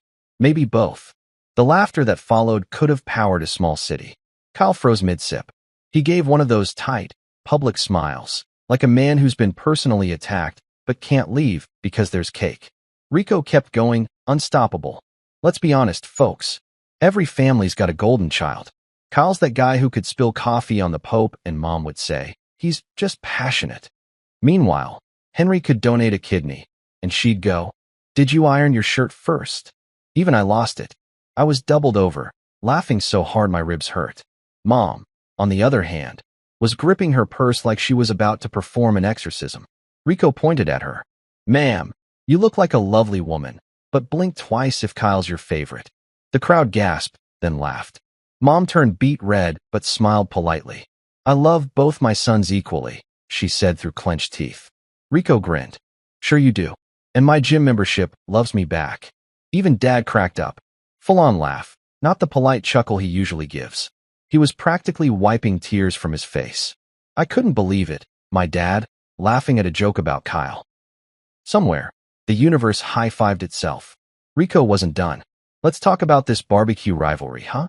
Kyle threw his little backyard cookout. Nice effort, man. Real cute. But Henry here said, hold my beer and my generational trauma, and built Coachella. The audience screamed. Marcus shouted from the crowd. Tell him about the drone show. Oh yeah. Rico said. You see that drone display earlier? Most people do fireworks. Henry said. Nah. Let's spell out my dominance letter by letter. I was laughing so hard I nearly choked on my beer. Even Nora was cracking up beside me, wiping her eyes. I can't believe you let him do this, she whispered. I didn't, I said. But I'm glad he did. Rico kept going, pacing the stage like a man born for chaos. Let's give it up for Kyle, though. He's here tonight, folks. The man, the myth, the medium-rare legend. The spotlight swung to Kyle, who gave a half-hearted wave while the crowd clapped. You could tell he was trying so hard to look like he was in on the joke. Spoiler alert, he wasn't. Rico leaned into the mic. I gotta say, bro, your barbecue had heart. Sure, half your guests left, but at least the ribs stayed loyal. Probably because they were undercooked. The laughter hit like a tsunami. Even people who didn't know the backstory were howling. Kyle forced a laugh, glanced at Mom for support, but she was too busy pretending to check her phone. Then Rico turned toward me. And Henry, man, you're something else. You played this perfectly. You didn't argue. You didn't rant. You just waited, planned, and dropped the most legendary revenge party in suburban history. You're like Batman if Batman had better lighting and catering. That got the biggest applause of the night. I raised my glass again, grinning. To petty justice, I said under my breath. Rico wrapped up 20 minutes later to thunderous applause. He took a bow, shouted, "Tip your servers and love your siblings, unless they schedule a barbecue on your birthday," and left the stage to cheers that could have registered on the Richter scale. When the laughter died down, I turned to look for Kyle. He was standing near the food trucks, alone, staring at the ground. His beer can was crushed in his hand like a symbol of his pride. For a second, I almost felt bad. Almost. But then I remembered the group chat. The laughing emoji. They will celebrate next week. Sympathy packed its bags and left the building. Mom approached me next, smiling like someone who'd just realized her parenting strategy had backfired. "Henry," she said, touching my arm. "That was impressive." "Thanks," I said. "You didn't have to go this far." "Oh, I definitely did." She sighed. "You boys are always competing." "No, Mom," I said. "We're not competing. I just finally stopped letting him win by default." She blinked, and for once, didn't have a comeback. Then Dad walked up, clapping me on the back so hard I nearly spilled my drink. "Son," he said, "that was one hell of a show. Didn't think you had this in you. Guess I just needed the right motivation." He laughed. "Well, you sure got it." Then he leaned in and whispered, "Between you and me, Kyle needed a little humbling. If I wasn't already grinning, that would have done it. My dad, Mr. Kyle is my prodigy, just admitted his golden boy needed a dent." The moment was sacred. Nora joined us, still giggling from the roast. "I can't believe you let Marcus and that comedian do all that." "I didn't let them," I said. "I just stopped stopping them." She smiled. "Touché. And for what it's worth, I was wrong to underestimate you." I raised an eyebrow. "You were." She nodded. "You didn't just throw a party. You threw a statement." I leaned closer. "And what's the statement?" "That Henry Blake doesn't play." I grinned. Finally, someone gets it. Sophie came running up next, holding a plate of cake bigger than her head. "Dad, everyone's saying this is the best party ever." I looked down at her, my heart melting a little. "That's because it's not just a party, kiddo, it's history." She giggled and ran off toward the dance floor. As the night went on, the energy just kept climbing. The band came back for an encore, people danced barefoot in the grass, and Marcus got roped into an impromptu limbo contest that ended with him shouting, "I do this for justice," before falling flat on his back. Meanwhile, Kyle sat at a picnic table nursing his pride. A few pity guests hovered around him, trying to make small talk, but it was clear his spotlight had officially dimmed. Eventually, he stood up and walked toward me. "Hey," he said quietly. I turned, keeping my tone even. "Hey." He gestured around. "This is pretty amazing." "Thanks," I said. "It's been a good night." He nodded, looking at the ground. "I guess I didn't realize how much this meant to you." "Oh, it didn't," I said. "It meant exactly as much as you made it mean." He winced. "I didn't mean to steal your birthday, man." "Of course you didn't," I said. "You just wanted the attention that happened to be scheduled on the same day." He sighed. "You're not going to let me live this down, are you?" I smiled. "Kyle, you've been living everything else up. I'll take this one." He laughed weakly. "Fair enough." For a second, we just stood there, two grown men surrounded by the chaos of a party that had accidentally become family therapy. And I'll admit, a part of me softened. Not enough to hug him, but enough to let him walk away with dignity still flickering. By 10 p.m., the crowd started thinning. People hugged me, said their goodbyes, and promised it was the best night ever. Mom and Dad left together, smiling and tired. Nora kissed my cheek, whispering, "You win." Sophie fell asleep in the back seat of the car, clutching a balloon. As the lights dimmed and the lake grew quiet, I stood with Marcus, staring at the embers of the fireworks fading into the sky. "Think he learned his lesson?" Marcus asked. I chuckled. "If he didn't, I've got plenty of candles left." He grinned. "So what now?" I took a deep breath, feeling the peace settle in for the first time in years. "Now," I said, "now we let the legend marinate. If revenge had a flavor, it would taste like smoked brisket and poetic justice. The kind of slow-cooked satisfaction that sticks to your ribs and makes you hum while doing the dishes the next day." That's exactly what the morning after felt like. Peaceful, absurdly quiet, and heavy with the scent of victory, and maybe leftover barbecue sauce. I woke up around 9 a.m. to a kitchen that looked like a battlefield of gift bags, half-empty bottles, and confetti that had somehow made its way into the toaster. My phone was vibrating nonstop with texts, half from guests thanking me for the best night ever, and the other half from family members trying to rewrite history. Mom, we had such a great time, honey. You always know how to bring people together. Translation: I'm pretending we didn't abandon you for Kyle. Dad, that was a top-tier event, son. Real leadership on display. Translation: Kyle who? Even Nora had texted me from the other room. You win. Please make coffee. I laughed so hard I almost dropped my phone. I made the coffee myself, of course, because victory tastes better when it's brewed by the man who earned it. As I stood there sipping from my mug, I couldn't help but reflect on the last 48 hours. Somewhere between Kyle's ego imploding and my drone show spelling the real MVP, something inside me had shifted. It wasn't just about getting even anymore. It was about reclaiming space, the mental, emotional, and literal kind that my family had rented out to Kyle for decades. For years, I'd been the stable one, the responsible one, the guy they called when the Wi-Fi was down or the car battery died. Kyle got the spotlight, I got the flashlight. But last night flipped the script. I didn't just get noticed, I got seen. And damn, it felt good. Nora shuffled into the kitchen wearing one of my t-shirts and holding her phone like it was radioactive. So, she said, apparently you're trending on local social media. Really? I said, pretending to be shocked.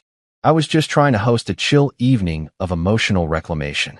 She gave me that smile, the one she uses when she knows I'm being smug but can't argue with results. Henry, you broke the internet. Someone posted the drone video with the caption, "When your family forgets your birthday, but you forget them back with interest." I nearly spit out my coffee. Genius, I said. Whoever wrote that gets a free taco from next year's party. She leaned against the counter. You know, I owe you an apology. You owe me several, I said, smiling. She rolled her eyes. Okay, fine. I'm sorry for underestimating you. I just didn't think you'd actually do something like this. I didn't either, I said. But apparently, petty looks good on me. She laughed softly. You really shocked everyone. Even Kyle. Especially Kyle, I corrected. Her face softened. He texted me this morning, by the way. I raised an eyebrow. Let me guess. Tell Henry I'm proud of him, but also my grill broke, and it's probably his fault. She smirked. Close. He said he might have gone overboard with the whole double booking thing and that your party was, quote, next level. Next level. I repeated, pretending to think. Is that Kyle speak for, I got publicly roasted and my mother switched favorites mid-toast? Pretty much. Good, I said, sipping my coffee. The student has learned humility. Later that morning, Mom called. Her voice was warm, cautious, like she was approaching a skittish animal. Henry, sweetie, I just wanted to say last night was beautiful. Thanks, Mom. It meant a lot that you came. Well, of course we came, she said quickly. Family sticks together. I paused. Eventually, she chuckled awkwardly. Now, don't tease your brother. He means well. Mom, I said gently. You've been saying that since I was 5. Maybe it's time we stop grading him on effort and start grading him on results. She was quiet for a moment, then said, well, last night, your results spoke for themselves. Glad to hear it, I said. Next year, I'll send invites out earlier so no one accidentally schedules another festival on my birthday. Oh, don't be dramatic, she said. Mom, you literally went to the wrong event. Point taken. After we hung up, I couldn't stop smiling. It wasn't bitterness anymore. It was relief. Like I'd finally stopped trying to prove my worth to people who'd only been seeing half of it. Around noon, Marcus showed up at my door wearing sunglasses, holding 2 smoothies, and looking like a man who'd just come back from a very successful heist. Morning, legend, he said, handing me a cup. Is that for me? Nah, it's for the man of the hour, he said dramatically, then handed it to me anyway. We sat on the porch, sipping in silence for a bit. The street was quiet except for a few passing cars and the faint hum of someone mowing their lawn. Bro, Marcus finally said, last night was iconic. I've thrown weddings that didn't hit that hard. I laughed. It was something, wasn't it? Something? It was revenge poetry. You turned humiliation into a franchise. People were dancing like they got invited to happiness itself. I just wanted to feel like I mattered. I said. He smirked. You didn't just matter. You trended. There's a difference. We both laughed until I nearly choked on my smoothie. Then he got quiet. So what now? You gonna make peace with Kyle? I thought about it. Eventually. Maybe after he recovers from emotional third-degree burns. Fair, Marcus said. But admit it, you feel better. Way better, I said. It's like years of being overlooked finally got exorcised through confetti and brisket. That's deep, he said. We should put that on a t-shirt. The rest of the day was calm, almost suspiciously peaceful. No chaos, no group chat drama, no passive-aggressive comments. Just the hum of normal life. I sat on my porch again that evening, same as the night this all started, but the silence felt different now. It wasn't lonely anymore. It was earned. The sun dipped below the trees, painting everything in orange and gold. I leaned back, took a sip of beer, and whispered to myself, "You did good, man." And just when I thought the universe was done surprising me, my phone buzzed again. A new message from Kyle. "Hey bro, you free tomorrow? I was thinking we grab lunch." My treat. I read it twice, then 3 times. The golden child had offered to pay. Historic. I typed back, "Sure, as long as it's not at your house." He replied with a laughing emoji. For once, it didn't make my blood boil. The next day, we met at a diner halfway between our houses. No crowd, no music, no fanfare. Just 2 brothers and a very confused waitress who recognized me from the party video. Kyle looked rough, like a man who'd spent the night reflecting and Googling how to recover from public embarrassment. "Look," he said, stirring his coffee. "I messed up. I didn't mean to hijack your birthday. I just thought that you're the center of the universe." I offered. He winced. "Yeah, that." I smirked. "At least you're self-aware now." He sighed. "You really showed me up, man." "I wasn't trying to show you up," I said. "I was trying to show me up. And maybe remind everyone that I exist." He nodded slowly. "You did that." Loudly. For a second, we both laughed. Real laughter. The kind that sounds like relief. Then he said, "For what it's worth, I'm proud of you."